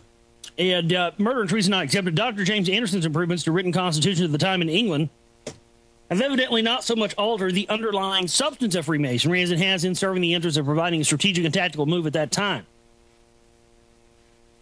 Dr. James Anderson was born in Aberdeen in about 1680. After becoming a minister of the Church of Scotland, he made his way to London. In 1721, he started rewriting Freemasonry's constitutions in a new and better method. He claimed he was asked to do this by the new Grand Lodge of England, founded in 1717, when 4 lodges came together under one authority. But he may have suggested it himself. Masonry's Aberdeen spirit had entrenched itself on American soil. Oaths of secrecy, oaths of swearing penalties of death for breaches of secrecy, and oaths swearing to obstruct and pervert justice. Oaths swearing to cover up crimes of fellow Masons, crimes not excepting murder and treason, had defined an esoteric inner value system, veiled by an exoteric principle of charity and brotherhood. The blue code of silence, which has even in modern times eaten away at America's law enforcement community, condensing drug dealing and even murder by sworn officers of the law, in principle has reflected Masonic code, subverting justice, not accepting murder, and not accepting even treason. The next segment is entitled the Western Goals Foundation. Now, for those of you that haven't seen my film, we talk about the Western Goals Foundation in the new film. And the Western Goals Foundation was really the precursor to the CMP. And you had people like Larry McDonald. And, of course, Larry McDonald was the Jesuit-trained former head of the John Birch Society. We have a clip of Larry McDonald in the film as well. And he was working on CIA operations in South America with General Major John K. Singleton. John Birch Society founder Robert Welch was succeeded upon his death in 1983 by former Congressman Larry McDonald. Lawrence Patton McDonald was a cousin of George S. Patton, Jr., the famous general who was killed in an automobile accident at the conclusion of World War II. According to Conspiracies of World War II by J.S. Craig, the common rumor in Germany at the time was that Patton was assassinated due to his wish to join forces with Germany and attack Russia. Patton had openly admitted that the Allies had defeated the wrong enemy and repeatedly praised German industry as the discipline of its people. E.H. Cookridge also recorded General Patton's pro-Nazi attitude and subsequent demise in Gellin, Spy of the Century, an expose of the CIA's recruitment of high-level Nazis. Well, that's right. Reinhard Gellin was Knights of Malta as well. General Patton was dreaming of rearming a couple of Waffen-SS divisions to incorporate them into his U.S. Third Army and lead them against the Reds. Patton had put this plan quite seriously to General Joseph T. McCartney, Deputy U.S. Military Governor in Germany, who had relayed Marshal Zhukov's complaint that the Third Army was too slow in disbanding and confining German units to its Bavarian sector. What do you think those blank Bolsheviks did, said Patton. We're going to have to fight them sooner or later. Why not now while our army is intact and we can kick the Red Army back into Russia? We can do it with my Germans. McNarney Petrified reported this to his political advisor, Robert Murphy, who promptly asked Patton to come and see him. Patton was not in the least subdued. He inquired with a gleam in his eye, Murphy later wrote, whether there was a chance of going to Moscow, which he said he could reach in 30 days instead of waiting for the Russians to attack the United States. The outcome of this and other indiscretions was that Eisenhower relieved Patton of his command on October 2nd, 1945, and in 2 months later, he was fatally injured in a car crash. Reinhard Gellin was one of Adolf Hitler's chief intelligence officers, solely in charge of espionage against the Soviet Union. In 1945, Gellin offered the United States his considerable expertise and archives on Russia and satellite countries in return for immunity from prosecution as a war criminal. Well, he didn't need immunity for prosecution as a war criminal. He was Knights of Malta. It wasn't going to happen anyway. The newly established Central Intelligence Agency formed the Gellin Organization, which was Gellin's former network for anti-Soviet espionage located in West Germany and funded by the CIA. The Gellin Organization became the most powerful espionage establishment in Western Europe. In 1979, General Patton's cousin, Congressman Larry McDonald, founded the Western Goals Foundation in Arlington, Virginia, as a front for the John Birch Society's intelligence network. McDonald directed the organization until his untimely death in the downing of Korean airliner 007 in 1983. The year he also succeeded Robert Welch as John Birch Society chairman. Western Goals was discontinued in 1986 following a power struggle for McDonald's position. According to the Inter-Hemispheric Resource Center Group Watch, files of which are available on the RIC database, Western Goals had worked with Reinhard Gehlen. Well, of course, Western Goals, which Larry McDonald founded, had worked with Reinhard Gehlen. Why? Think about it. Larry McDonald, the former head of the John Birch Society, Jesuit trained. Reinhard Gehlen, Knights of Malta. These groups were founded on behalf of the Vatican to fight communism, folks. What do you think was going on? McDonald formed a branch of in West Germany in 1981. The organization called the American Europe Strategy Research Institute was set up with $131,982 from the U.S. office. That figure represented more than a third of Western Goals' operating budget at the time. The German affiliate is Western Goals Europe EV, the German branch also known as the American European Strategy Institute. It acknowledges working with Reinhard Gehlen, a former Nazi, who has been honored by the elite lay Catholic organization, the Knights of Malta, the SMOM. The Sovereign Military Order of Malta gave its highest award of honor, the Gran Croce al Merito con Placa, to Gehlen in 1948. Gehlen, who was not a Catholic, was awarded the honor because of his efforts in the crusade against godless communism. Gehlen headed Adolf Hitler's spy operations against the Soviet Union during World War II, and after the war, he and his spy apparatus, staffed mostly by former Nazis, were recruited by the CIA, and he became the first director of BND, West Germany's intelligence agency. Western Goals drew upon both private and official government files to become one of the largest and most influential private intelligence operations in the U.S. Western Goals was able to bypass legal constraints placed on government intelligence agencies. Now, the founder of the Western Goals Foundation is Larry McDonald. We have a clip from Crossfire of him in my film with Pat Buchanan and Tom Braden, where they're arguing over, the CFR and conspiracies. Larry McDonald was not an innocent, folks. He was a gatekeeper that was put out there to act like he was anti-New World Order. Groups like the Western Goals allow the ultra-right to keep tabs on its subversive domestic operations. In Western Goals' case, the service was apparently not performed only for like-minded private groups. Elton Manzioni quotes as an East Coast police intelligence source as saying that the Western Goals had a reputation of acting as a clearinghouse for some police departments whose intelligence collecting functions were restricted by laws, such as the Freedom of Information Act. Manzioni noted that both the CIA and National Security Agency have received information from John Reeves' Information Digest. According to a 1976 investigation by the New York Assembly's Office of Legislative Oversight, Information Digest was supplying information to the FBI, the CIA, and the National Security Agency. The internal spying nature of the John Birch Society became known when its espionage agent against private citizens in connection with the LA Police Department was discovered. Goodness.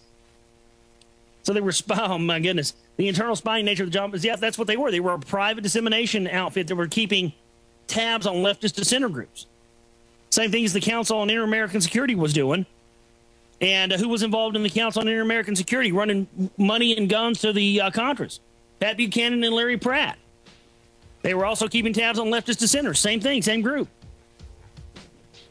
And so we're going to take a break, come back. We're going to talk more about this on the other side. The John Birch Society, the Western Goals Foundation, and really, what the implications of why you need to know this.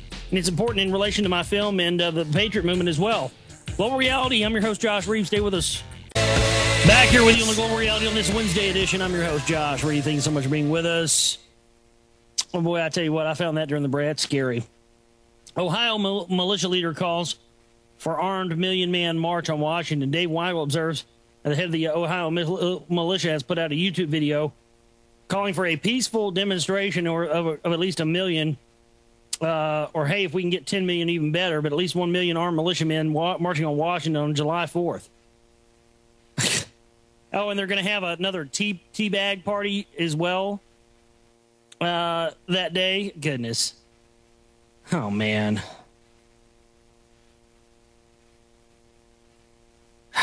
It saddens me, man.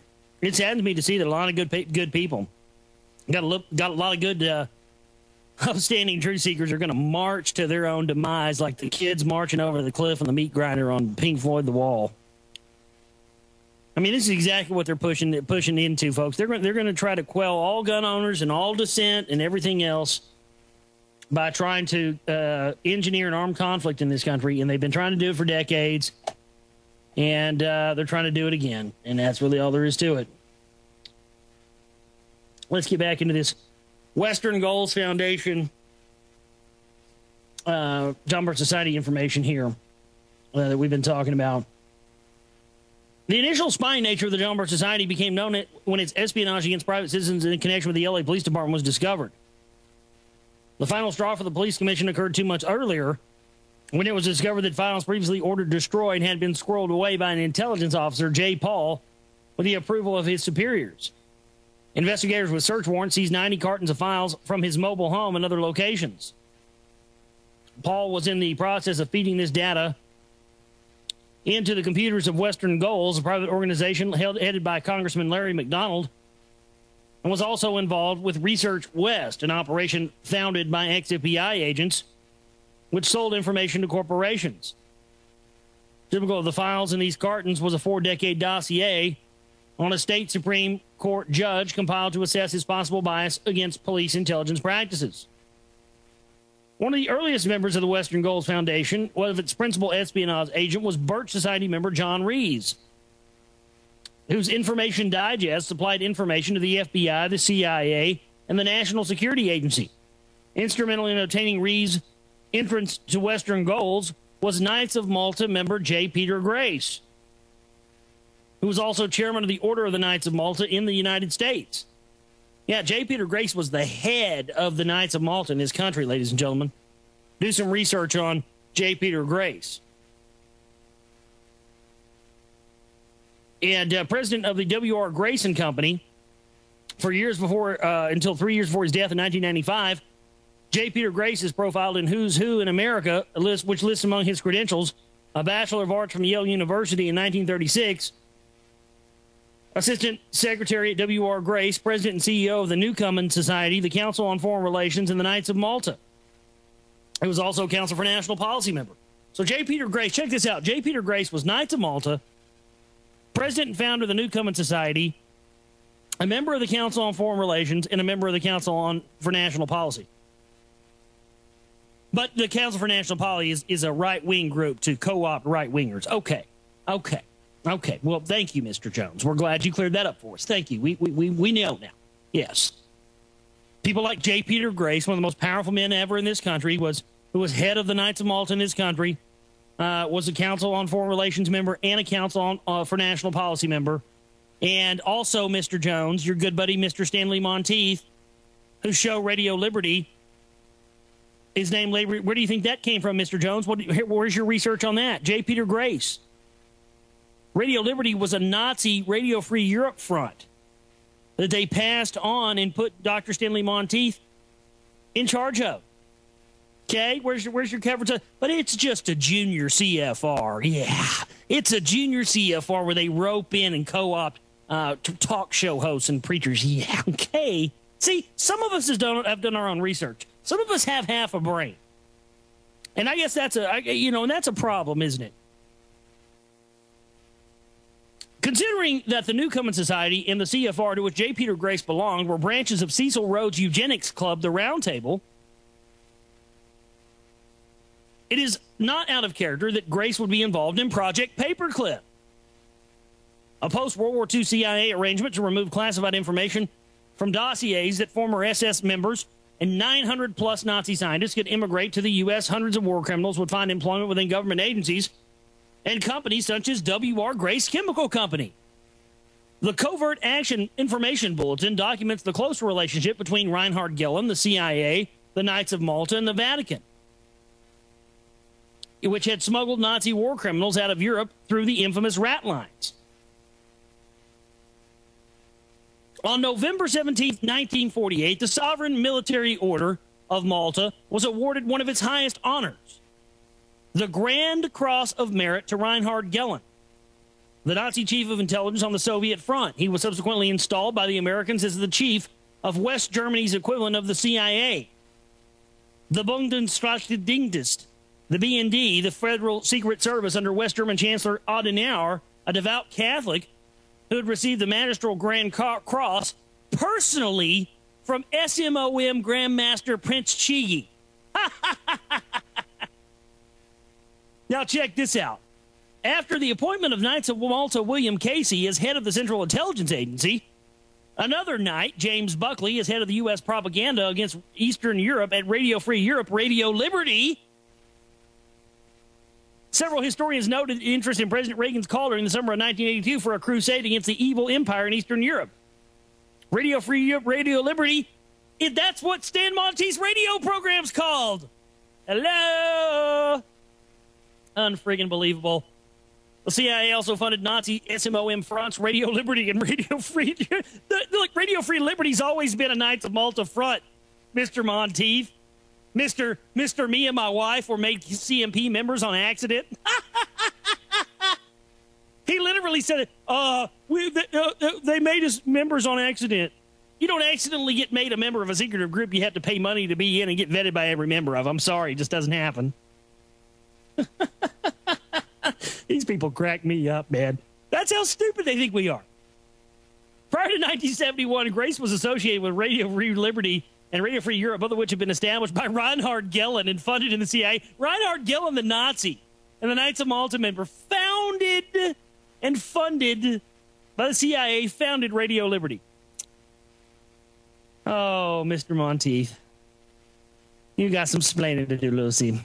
The Covert Action Information Bulletin describes the manner in which Radio Liberty, under the supervision of J. Peter Grace and other prominent figures, functioned as a front for ex-Nazis. We're going to talk more about this on the other side, folks.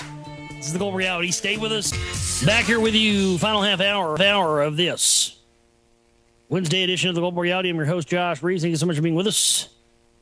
And we're going to continue talking about this. Boy, I tell you, this show today would be a nice companion to my documentary film, my newest film, The Secret Right Volume 1, which you can get at secretrightmovie.com. This would be a great companion show for those of you that order the DVDs or those of you that are going to make copies of it and give them out to people.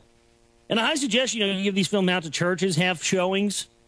Those of you that could hold screenings in your town, I mean, if you could hold the screenings of this and get people together and maybe do it through your groups. Hey, Cordy, what's going on there, darling? And maybe have it through, show it in your town. That'd be great. That'd be wonderful. But let's get back into this information. Damning stuff here on the Knights of Malta, the John Birch Society, and the rest of it. The CIA also funded Sovereign Military Order Malta, Nazi Front, Radio Liberty, and Radio Free Europe. And the Covert Action Information Bulletin describes the manner in which Radio Free Liberty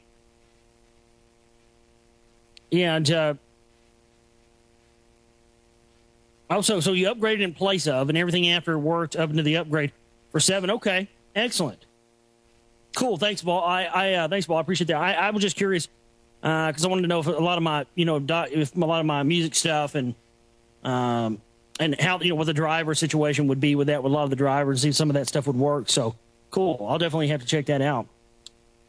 But in 1950, the American Committee for Liberation for the Bolshevikism was created. The trustees included J. Peter Grace, Charles Edison, William Henry Chamberlain, H.J. Heinz II, Isaac Don Levin, and Eugene Lyons. The committee, now known as Radio Liberty, under the guiding hand of CIA's Frank Wisner, funded numerous immigrant research institutes, which, according to John Loftus, were a little more than front groups for ex-Nazi intelligence officers. The Sovereign Military Order of Malta is a fascist order comprised of several thousand knights in Europe, North, Central, and South America. The origin of the Sovereign Military Order of Malta predates the Crusades, which began in the 12th century. According to the CAIB, the Knights of Malta precipitated the Crusades, along with the Knights Templar and the Teutonic Knights. The Order of St. John recruited successfully among the European aristocracy and soon controlled extensive estates throughout the continent, assimilating those previously belonging to the Knights Templar, which it had helped crush during the first 2 decades of the 14th century. With the Templar leadership burned alive as heretics, it may be more accurate to say that the Knights Templar had become a criminal element whose dishonorable conduct required a change of personnel, and therefore the mantle and holdings of the Templars were passed to the Knights of Malta. As Albert Pike put it, the Templars were unintelligent and therefore unsuccessful Jesuits.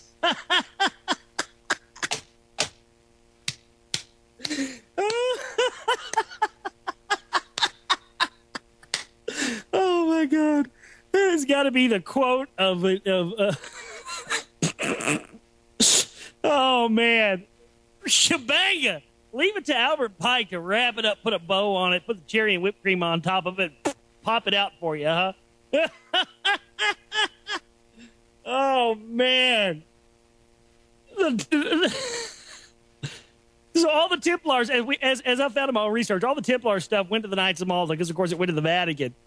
And Albert Pike, this is a quote from Albert Pike. He says, the Templars were unintelligent and therefore unsuccessful Jesuits. So the Knights of Malta became successful and intelligent Jesuits, and that's why they've had so much freaking power. Oh, man. I love it, man. I mean, it feels so good to know we're coming to the real root of all this stuff now, doesn't it? Although the Sovereign Military Order of Malta operates under the aegis of the Roman Catholic Church, also another one of their fronts has become the House of Rothschild. And the House of Rothschild is another Vatican front, which explains why the Knights of Malta include prominent figures in business and government, and how the Sovereign Military Order interlocks with high-level organizations of infamous reputation. Specifically, the Knights of Malta, the Italian P2 Lodge, and the Holy Roman Empire Restorations, the Priory of Sion, have all been proven linked to the hierarchy of the Vatican. Global members of these fascist groups participate at the highest levels of military, international politics, and finance. And the P2 Propaganda 2 Lodge are perhaps the most visible, and are named after the propaganda machine of Nazi Joseph Goebbels. He effectively mind-controlled the German people into believing their Rosicrucian racist ideology had led to the Holocaust. In addition to William Casey, James Buckley, and its current members, the Knights of Malta, after the feudal fashion, including Lee Iacocca, John McCall, William Buckley, Alexander Haig, and many others, Otto von Habsburg, and various leaders of the fascist P2 Masonic Lodge in Italy, while its organizational funding is relatively modest, its leverage is maximized by the presence of its knights in key positions in other private and governmental structures throughout the world. William Russell Grace founded the W.R. Grace & Company in Peru in 1854. The long history of W.R. Grace & Company's chronicles is global expansion and penetration of Latin America in the region the Knights of Malta would later rebuild the Nazi network to conduct fascist operations. This is why they pulled off Iran-Contra, folks. Iran-Contra was a Knights of Malta job. Oliver North was a Knight of Malta. As of 1986, Grace, whose aides included another Knight of Malta, former United States Treasury Secretary William Simon, runs an organization called AmeriCares, of which he is a chairman. A primary objective of AmeriCares is to raise money for aid to Central America. The agency in charge of distributing this aid is the Order of Malta, working through its field organization in El Salvador, Guatemala, and Honduras. AmeriCares, with the help of friends in the Democratic Center in Central America, conducted an advertising campaign in the U.S. on behalf of La Prensa. The ads for La Prensa solicited funds from the public to pay for the shipment of newsprint to Nicaragua.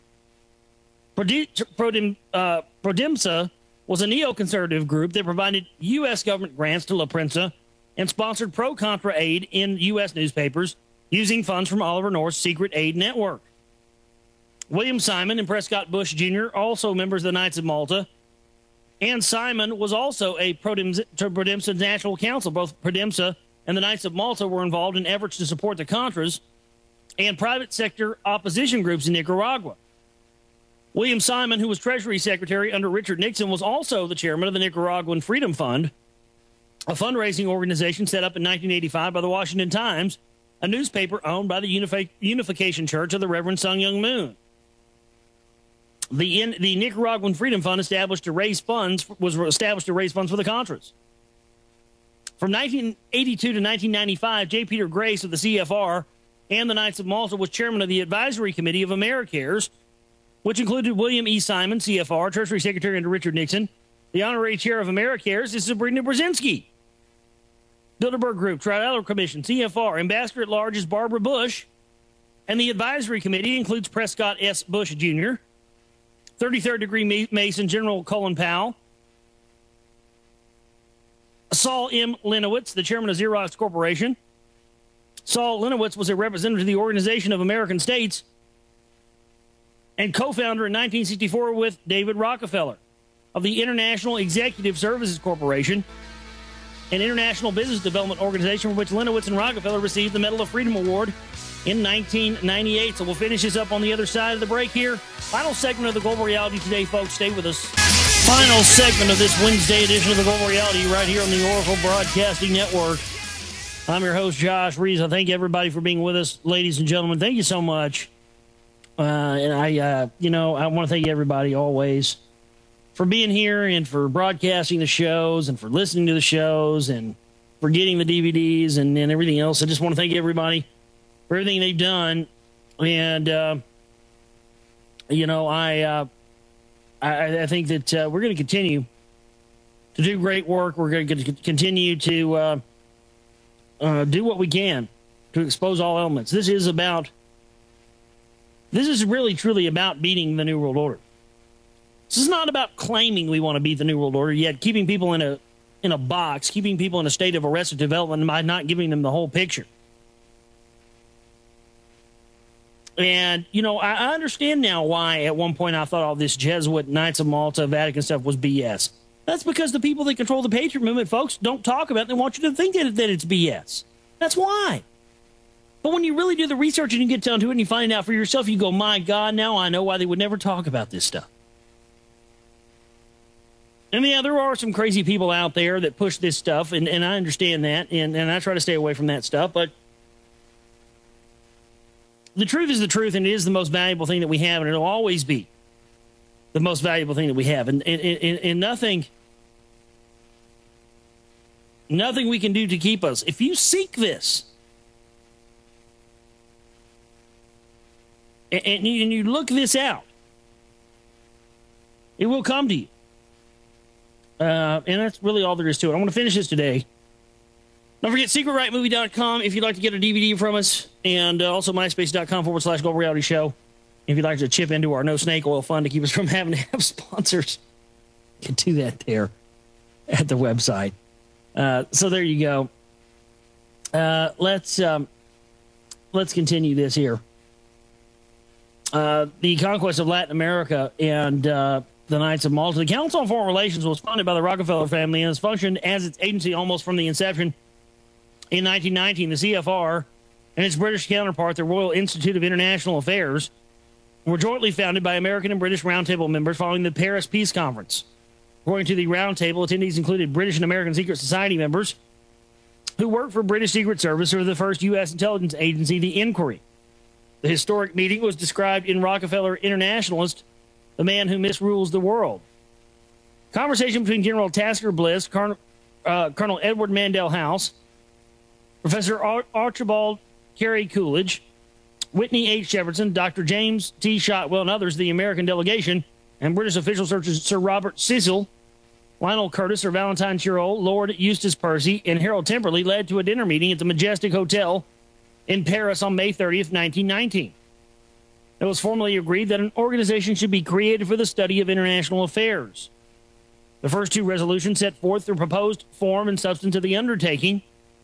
Resolved, those present undertake to form the institute entitled the Institute of International Affairs, founded in Paris in 1919, comprised by the outset of two branches, one in the United Kingdom and one in the U.S. CFR member J. Peter Grace's collusion with the Rockefeller exploitation of Latin America was documented in Thy Will Be Done, the conquest of the Amazon, Nelson Rockefeller in the evangelism and the Age of Oil. David Rockefeller made plans to absorb Nelson's old Inter-American Council and the Latin American Information Committee into the Business Group for Latin America, and what emerged was the Council for Latin America, now called the Council for the Americas, which united more than 200 corporations and more than 80% of the U.S. investments in Latin America into a common business front. David set up in Manhattan townhouses across the street from the mansion Junior had given him on the Council on Foreign Relations. David was not just a brother of one of the best-known Americans in Latin America, and not just president of Chase Bank. He also represented the Council for Latin America. J. Peter Grace, chairman of W.R. Grace & Company, another leading figure in David's Council for Latin America. During the period of the Boland Amendment's ban on the U.S. government's involvement in Latin America, a network of private right-wing groups worked to subvert leftist governments by supporting rebel organizations such as the Nicaraguan Contras. Among these was the Western Goals Foundation, whose principles included, besides Larry McDonald, John Reeves, Roy Cohn, and General George S. Patton III. Other persons of note with associations to Nazis, subversive organizations, organized crime, the FBI, and the CIA. General Major John Gay Singla became CIA deputy chief in South Korea during the Korean War and served for 2 years in Vietnam during the 1960s. At that time, he was commander of the Joint Unconventional Warfare Task Force known as MACSOG. In that role, he was one of the commanders of Operation Phoenix. Although he denies having part in that program's infamous assassination and counter-terror aspects, in 1978, as Chief of Staff of the United Nations Command in South Korea, he publicly condemned the decision of President Jimmy Carter to reduce the number of U.S. troops in that country and was then forced to retire. Well, actually, he publicly condemned Carter for not giving him the neutron bomb to drop on the Koreans. Now, that clip is in my new documentary. It's there. We have the ABC News clip where they admit that. Carter wouldn't give him the neutron bomb to drop on the Koreans, so he got pissed. Professional assassinations manager Felix L. Rodriguez met with Bush aide Donald P. Gregg officially and secretly at the White House. Gregg then recommended to National Security Advisor Robert Bud McFarland a plan for El Salvador-based military attacks on a large area of Central American nations, including Nicaragua. And, I mean, you know, this is unbelievable. All this stuff we detail in my film as well. But we're going to stop right there. And we'll pick up tomorrow on tomorrow's broadcast from 11 to 3 Central Standard Time. And we'll pick up where we left off on this information. Tomorrow's a lot more to get into concerning the John Birch Society, the Western Goals Foundation, the Knights of Malta, the CMP. We'll pick up tomorrow, and where we left off, where we're going to start tomorrow on the show, is the World Anti-Communist League. And so now, for the duration of the broadcast, we're going to get into news. Vatican defends Benedict from Israeli criticism. The Vatican defended the Pope Tuesday from a growing chorus of Israeli critics who accused the German-born Benedict of failing to express enough remorse for the Holocaust. Yeah, and they've come out and also now said that he was not a Hitler Youth. Benedict was not a Hitler Youth. That was a lie. Hitler Youth passage denied by Pope on trip hit by row over Holocaust. The Pope has said he never was a member of the Hitler Youth. I love that. This is exactly what it says. He's never was. He never was a member. That sounds like it's second grade. I never did that. I never was a member. The Pope said he was never a member of the Hitler Youth, which was a movement by fanatical volunteers. Yeah, documentation is a biatch, isn't it? You sure were a Hitler Youth there, rat line zinger. Oh, goodness. What else do we got? U.S. to borrow 46 cents for every dollar spent. So for every dollar you spend, ladies and gentlemen, your government's going to borrow 46 cents of that. Boy, that's a nice way to dig us into socialism. Not that we're not already there, but hey, the government will borrow nearly 50 cents for every dollar it spends this year, exploding the record federal deficit past $1.8 trillion under the new White House estimates. Never. I love it. Oh, man. What else do we got? I'm running out of time. Darwinian children's books. This is an interesting one. This weekend, Bruce Barcott reviewed 2 new children's books about Charles Darwin, time for the 150th anniversary of the origins of the species.